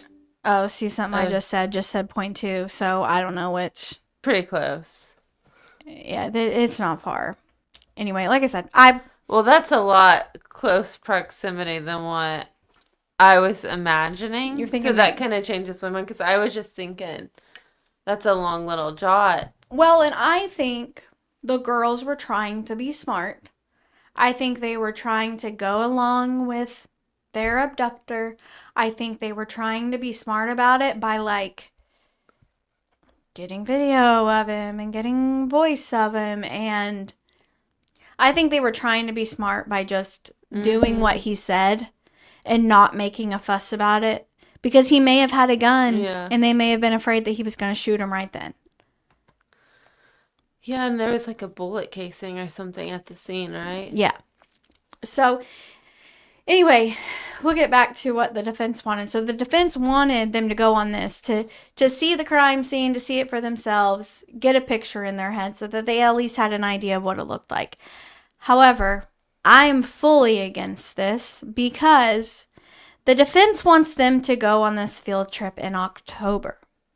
Everything is still alive. The ground's still soft. Everything like that. So the terrain of October, mid-October, would be completely different than the terrain in mid-February. In mid-February, the ground is still solid. There's nothing alive. So it would have been a lot easier for them to walk through the woods in the middle of February than it would be in the middle of October. So I think that would put a false or an inaccurate image in the jury's mind, and then sway their mind in a way that it shouldn't. Like, it's not accurate. So, because we're human, as much as the jury's supposed to, like, not consider stuff, we're still human. Mm-hmm. So they would have been like, oh man, how in the world would he be able to get them through this? Well, all of that's dead in February. Would have been easy. I disagree. I think it's fair, just because if I was a juror, and you're smart, just like you're saying, maybe I guess some people wouldn't understand that. But I think me and you, if you were on this jury, wouldn't for your own self kind of want to see it. I think I would. And I would know, like, it would have been way easier in that month. But I would still like to know, like, you know what I mean? Just so I could really get a sense. Mm-hmm. I mean, I just think if I was on the jury, I would want to know every single thing I could before making a decision. No, I get it. And like you're saying, though, I mean, hopefully, because I mean, I would tell myself that, like, okay, it would be a lot easier, but I still want to see this. Mm-hmm. You know, I still want to see, like, that's just me. I know. And as much as you want to think that, I think, well, even over time, too, brush grows. This was 7 years ago. Oh, yeah. There may not have been near as much brush 7 years ago. But it's impossible as a jury member to picture that in your mind when you don't know what it looked like. Mm-hmm. So all you can picture is what you've seen. Yeah. No matter how much you try to get that out of I don't know. Yeah. I don't know. But, of course, the prosecution, like myself, said, no, thank you. We don't want that. And the judge said no. Like, I don't think that's going to be good. It's not accurate. So it's not, I don't think it's not going to help either team. It could hurt the defense. It could hurt the prosecution. Who knows? It just has however each juror interprets it. Right. So anyway, they said no on that. So they will not be going on a field trip. That's sad. Sad. So, like I said, I'm eager to see what the prosecution has. I have a feeling we're going to see a lot of evidence unfold during the trial. And unfortunately, it's not televised like the Karen Reed one. So mad. And like I said, I'm at the point right now where I can't say for sure. It's going to be hard to say without a doubt, without a reasonable doubt, can we say he's 100% there? You know, so I'm hoping they have damning evidence that they're holding on to. Now, this is a good thing for people that think Richard Allen did it. This is not a good thing for people that think Richard Allen didn't do it. So as far as I know, the defense, the only thing that they really are holding on to is this cult theory, blaming it on a cult and bringing in the reasonable doubt for the cult. But the judge has banned any discussion of the cult. They cannot discuss any of this evidence that ties to a cult, nothing. So I have no idea what the defense has. I don't know. My mom thinks that the day before the trial, he's going to be like, fine, I plead guilty. You know, or they're going to do the guilty or not guilty by reason of insanity or something stupid like that. Mm-hmm. But to me, reason of insanity is not an excuse either, because if you did this because you were insane, you wouldn't have been living as an outstanding citizen for 5 years. After you do something like that. You would have told people, because insane people don't know right from wrong. That's part of the insanity plea. You don't know right from wrong.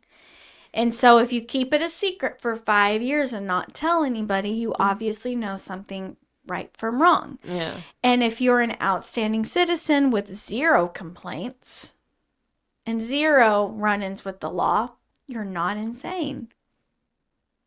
Because you don't know right from wrong. He's also not your typical 40-year-old, or how old is it? 50? 50 now. That just randomly kills 2 girls with his background. Because we see it all the time with our podcast. He just up and wanted to do it. A lot of people have records. Yeah, that's true. He just up and wanted to do it one day. I don't know if it's a fetish he had, and as soon as he did it, he's like, I'm good now. Don't ever need to do that again. And I will say, I'm not trying to come across as he didn't do it. I just find there's a lot of iffy things for me. I am excited to hear all the evidence, because to me, I know people do just wake up but for someone that has even never had an assault charge, he's never shown it seems like an ounce of violence. He's been married to the same woman. Yeah, that's not your typical. That's what I'm saying, is the prosecution has to have. Yeah. They have to have the smoking gun somewhere. So, rack your brain. What kind of evidence do you think that the prosecution could be holding on to that proves that he is the person? If there was some kind of assault, if he left any type of, would they have already disclosed that? Forensic evidence? Mm-hmm. I don't know if they could. I don't know if they have to. I would hope it would have to be something that big. We got his, DNA on them, Mm-hmm. You know what I'm hoping? I am hoping this stupid, if he's the guy that did it, If he didn't do it, I'm sorry for calling you this. But this stupid idiot, I'm hoping he kept the clothing he was wearing and it's got their DNA on it. I'm hoping that's what it is or something. Yeah. Like something that's a smoking gun that proves it was him. I didn't hear you mention this, but I thought a long time ago I heard this. Didn't they initially interview him, like, at the very beginning? Yeah, because he claimed he was there. They interviewed him at the beginning because he's like, yeah, I was there. But he didn't say I was that guy on the bridge. No, he didn't say he was bridge guy. He just said I was there. Yeah. What did he say he was doing or his time frame? Do you remember any of that? I just remember him. I remember that too. I thought they interviewed him initially. Yep, they did. But they didn't interview him as a suspect. They just interviewed everybody that was there that day. Hey, I'm sure they put out a PSA like, hey, if you were here that day, can you please come in, give us talk to us. I don't know if his initial thing was like, I'm going to hide in plain sight. I'm going to go and say I was there so they're not going to think it was me, because why would the killer come out and be like, yeah, I was there? But to be honest, Richard Allen doesn't look like that first sketch. I think he looks like Bridge Guy. You do? I do. And I also read online the first sketch they have is just something they tried sketching off that image they had. It wasn't from like anybody's account. Mm-hmm. I didn't know if you knew that. That's why it looks so much like the guy. Now, I don't know where the second one came from. Me neither. Maybe they knew she was talking to a boy from online and they did a sketch of your general online creep. Yeah, I don't know. See him resembling the guy on the bridge. I think he resembles the guy on the bridge well. Yeah, but not the actual like sketch side by side. Yeah. But yeah, I can see him being. Yeah. His body type was the same, in my opinion. Mm-hmm. People say he owns those clothes. Like that video, they said he had that jacket on that she took of him in the car. Oh, yeah. I think he's been proven. I think he is proven to being Bridge Guy. Like, he is proven to being that guy. We just have to prove that Bridge Guy is the one that told them to go down the hill and is the one that killed them. Right, because even though they took that guy's picture. But he's proven to be Bridge Guy at this point, I believe, because of the clothing. But I'm saying the voice doesn't have an image to it, does it? That we know of. No. If they have it, they haven't showed it. Could that be possible? From what I heard, Liberty would have been like holding the phone like down at her side, just taking a video, trying to get voices or whatever she could. Yeah, she wasn't trying to be like, or hey. that may have been all from the same video. She may have been videotaping him, and then when he got closer, she may have put her phone down, but didn't stop the recording, and then he said that to her. That may have all came from the same video. I don't know. I'm sure we'll figure all this out at the time, but what else do I have? I have here that, like we had said earlier, I believe all the photos that were leaked have been removed. I feel like police did intervene and get everything removed from the internet that they could. But a lot of people on Reddit, now, these are some of the rumors that I tend to believe because these may have been people that saw the crime scene photos. Mm-hmm. But a lot of people say that the girls' throats were cut. And their clothes were messed with in some way. Some people say that some of their clothes were found in that creek. They're saying clothes were messed with. I don't know if that means the same thing. And that the bodies were positioned in a weird way. So, like I said, this is, in my opinion, is all rumor and hearsay. But I do know pictures were leaked and people saw them. So people that are putting this information out may have been the people that seen it. And one of the last things I saw in the news was the judge did file a motion to prohibit this trial from being broadcasted. So, I don't know if that's just because they don't think he can get a fair trial if it's broadcasted, or if it may be that gruesome that they don't want it broadcasted and people see anything. Mm-hmm. But I just don't think, in my lifetime, O.J. Simpson and Casey Anthony were like the most high-profile things ever. Yeah. And those were all televised. Yeah. But I'm hoping that if it can't be televised, that's fine. But when the jury comes up with a verdict, can we televise that? Like, it's after the fact. Right. I want to watch his verdict. The good thing is that there will be people and journalists and people in there that are going to be able to give live updates. Right? Are they going to be allowed to talk about what they heard inside that day? Okay. Yeah, all of that's public record. But Okay. from what I heard, they are limited to pen and paper. That is it. As soon as they get out of the courthouse, they can Yeah. do whatever they need to do. But inside the courthouse, only pen and paper. I really wanted to watch the case every single day and get on like Facebook and like do Facebook Lives or do little stories or whatever on Facebook to like go over the case as it's proceeding. But I'm not gonna be able to watch it. But I can look up court documents because those are public record. I guess I can go over those with people. But I'm really nervous about this case because if all they have is what we know, he's not going to get convicted. But they have to have more than what we know. So I'm not even going to worry about it because they have to have more. So I'm not even worried about it. So It's in the Carroll County Courthouse in Delphi. oh, I thought it got pushed out of Carroll County. Maybe the jury's being picked outside of Carroll County. That might be it. Oh, that would have been a good one, wouldn't it? Get called for jury duty for that one. Oh my God, I would have loved it. You would have been on pins and needles. I would have loved it. Now, I will say, you can send me jury selection. I'll do the questionnaire. I'll do it honestly. And I promise you, just because we're podcasters, I would be a great juror.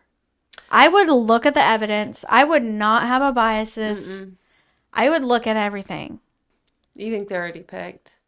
No, they pick them, but I'm sure they've already filled out. I'm sure they've got a phone call. They have to be there. No, I think they've got it. They've already done like all the interviews, I think.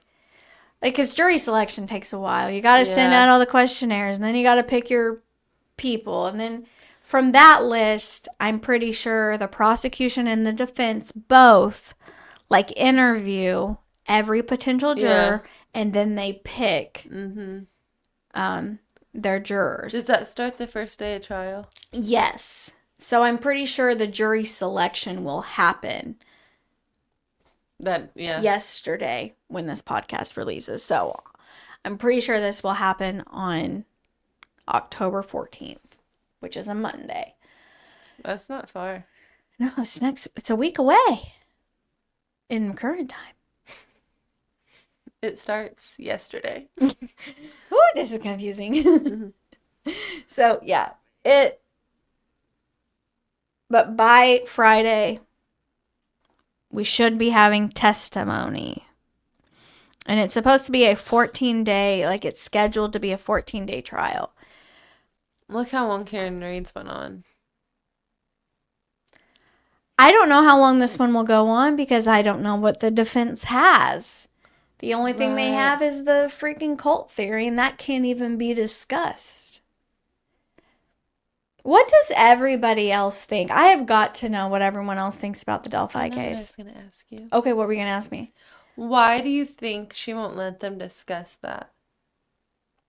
I don't think there's enough evidence tying it. I think the defense because the judge has probably seen. Oh, the judge has seen everything. I'm sure they've presented it. They're like, say she's not even hanging, but she's just laying a certain way, and somewhat resembles it. I mean, that's a long stretch. Oh, yeah. They've got, from what I read, there was actually a news article that came out today saying that an investigator that was tied to the Odinism cult theory investigation, there was like 3 or 4 investigators that their sole job was to connect this case to this cult. Yeah. That was their sole job. One of the investigators was actually arrested like today for malpractice for something else. And then that's the coincidence. Yeah. So,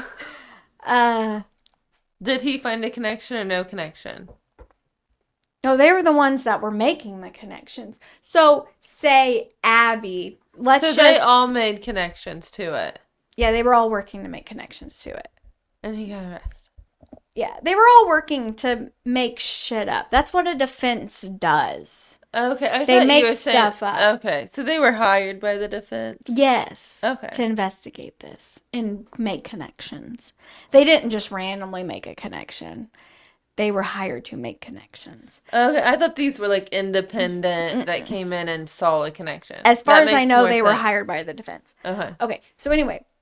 So say... This is just another reason why I don't like defense.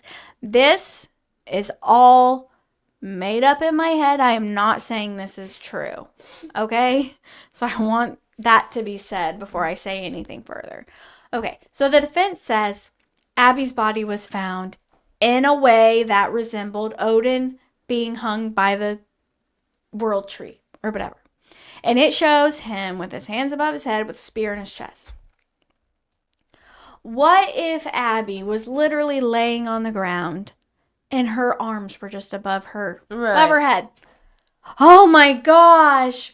We're connecting it to this Odinism cult by that. That's what I'm saying. It's real. I mean, yeah. It may not have even... This is why I don't like defense teams. They make something out of nothing. And they're not even doing it to prove that Richard Allen didn't do it. That's not what the defense is even trying to do. They're trying to give reasonable doubt. That's all they care about. Yeah. Oh, there's reasonable doubt, so he's going to get off. We can't prove that he didn't do it because he did it. Let's just put reasonable doubt mumbo jumbo in the jury's head and make them believe it. And I'm pretty sure the judge was like, no. We're not doing this. I don't agree with these connections. It says that the county council asked for a new $2.2 million to pay for the trial expenses. Yeah, I saw that, but I didn't really know what that meant. So expensive. I didn't know what that meant. What were the $2.2 million for? Was it for, do they need money? Like, okay, so say Liberty and Abby's parents aren't paying for the prosecution. The state's paying for the prosecution team. Mm-hmm. So someone's got to pay for all these lawyers. Maybe they were wanting to hire a couple more lawyers or people on the prosecution team, and that's why they need another $2.2 million. I don't know what all this money was needed for. The state, I mean, his appointed attorney, is that who it is? Or is he hired somebody? Or is it like state? I wanted to say he hired them, but they may have been state appointed attorneys that he's not paying for. Because I'm saying, what if, or the whoever. But it was the prosecution asking for this money, though, right? Okay, maybe. Wasn't it? Yeah, I think you're right. So the prosecution say they want to get all these fancy dancy, he's a specialist in this. I mean, those probably cost money. Yeah, they may want forensic specialists to come in and be witnesses, and it costs money. I don't know. Mm-hmm. I didn't really care enough to look too much into it, but yes, they are requesting another $2.2 million for whatever reason. I'm sure it's needed. I don't know if it's getting approved or not. But between that and the trial not being able to be broadcasted and the news about that investigator, I'm pretty sure that's the only newish stuff they have unless anything has been posted since like 6 hours ago. But I just look up Richard Allen Delphi. If it's not under him, then I'm not seeing it. Richard Allen tools. We want to do sort by date. Yeah, the last thing I'm seeing is 13 hours ago, and it was that investigator getting arrested for misconduct. I will tell you this. This just said the defense, because you were wondering what else they got. They're identifying 3 phones who were geolocated at the crime scene, and none of them are Richard Allen's phones. They're saying there were 3 phones in the area during that time, and they weren't his. Wonder how like close the phone pings are, because they're on someone's property. Right. The girls are found on private property. Right, and they'll probably have to disclose those. Yeah, can it be pinging those people's phones? Or any of the like 10 people that were walking the trails that day? I mean, that seems like a stretch, unless they can pinpoint it to a, 100 feet distance, but I don't know. So, if you are listening, I need you guys to tell me what you guys think about this case. Have you been following this since the beginning? Is this the first time you've even heard about the Delphi murders? I don't think anybody listening has not heard of the Delphi case. But if you haven't, you have come at a great time, because we're about to get a conclusion to this. I just can't believe it took 5 years to arrest someone that lived in the town. That girl couldn't have set it up any better. Libby videotaped him, got his voice, and we still couldn't do it. What a misjustice. The guy got to live his life 5 years out of prison if it was Richard. But, Richard, why did you confess? Why did you do that if you didn't do it? Right. I don't believe that someone tried to get you to confess. Yeah, I mean, I never like when people confess and then take it back. I mean, I've never been under like interrogation for 3 days straight with no water and food. So I don't know if you're delirious, Yeah. and if they torture you and do all that stuff to you or not, because I've not been in that situation. But there are some people that claim, But like he wasn't under that distress when he confessed. Right, he was in prison getting food. Wasn't he just casually talking to his wife on the phone? Yeah, I'm talking about the recordings, where they're like... Yeah. When they're in the interrogation room. And they're like, I just want to go to sleep. Like, you freaking idiot. I know you did it. Just say you did it. Okay, fine. Phil, get you out of my freaking face. Yeah. So, and I don't know. No, yeah, this one's different than that. Maybe Richard also gave information on how the girls died and no one knew that information. Yeah. I don't know. But I think we've talked enough about this at this point. So I'm going to do my best to be active on Facebook, especially during this. I'd like to actually be active on TikTok as well to talk about it. But I want to be active talking about this. We need to talk through it, give each other updates, give each other support. Libby German's sister, Kelsey, is like really, really, really, really communicative. Anyway, she's really helpful when it comes to podcasts and stuff. She's been on a ton of podcasts. I reached out to her, but I think she's gotten like big enough that she doesn't want to talk to measly little podcasts like ours. And we're so close to the trial, she probably may not even be allowed to talk about it at this point. I don't know. But I tried to get Kelsey in here to talk to her, but that would have been cool. She didn't respond. Anyway, I think that's all. What? Carroll County is only 2 hour, 15-minute trip. I know. We could do it. We could get in the car next Friday and go. I got the day off. Let's go. Whitney, that would be so fun. Even if we're going and camping out outside the courthouse. Let's talk about it off there. We're going to talk about, let's take this conversation offline. Okay. Don't put me on the spot with our listeners like that.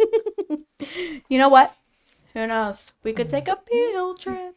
We could go to the bridge. We are reporting live. Stop. Now I have the heebie-jeebies. Okay. All right. Well, thank you all for listening. Be sure to let us know what you guys think about this one. I got to know what you guys think. I know this has got to be a case that's like half this way, half this way.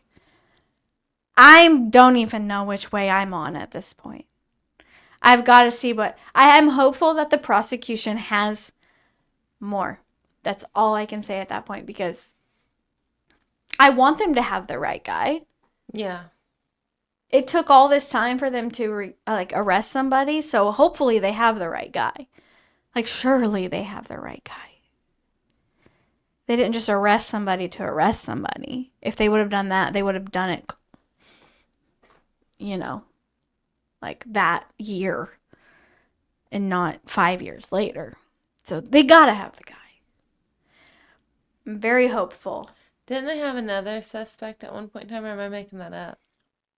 No, you're not making that up. That's that Keegan guy. Okay. That child predator. Yeah. That they couldn't link to it. Okay. Yes, he was a suspect at one point, but he was ruled out. So, alrighty.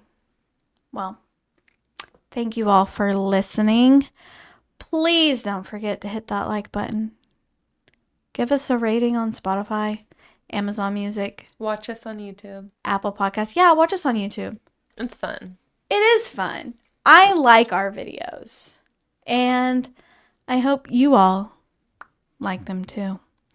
So yeah, we will catch you in the next one. We are going to go to a spooky place next time. We're emotionally, we're going to be in a spooky place because it's going to be our Halloween episode. Yeah, I was like, where are we going? No, we're not going anywhere. We could. We're going to be here. Okay. We could, no. Got my mind going now. Take the podcast computer out to like Reservoir 26 and we'll just be out in the middle of nowhere with a campfire. That scares me. There's creeps out there. A campfire. Sorry if you're a listener that lives camps. Do you have a fire pit at your house? Yeah. We could sit around a fire pit at your house. Yeah, let's set up at your house next to the fire pit. Episode. We'll do spooky episodes for Halloween. I already know what I'm going to do for my Halloween episode. I'll get one. Yeah. Come up with something spooky, like I will. Halloween related, or maybe like Salem witch trials or something weird. Oh, yeah, I will. Something creepy.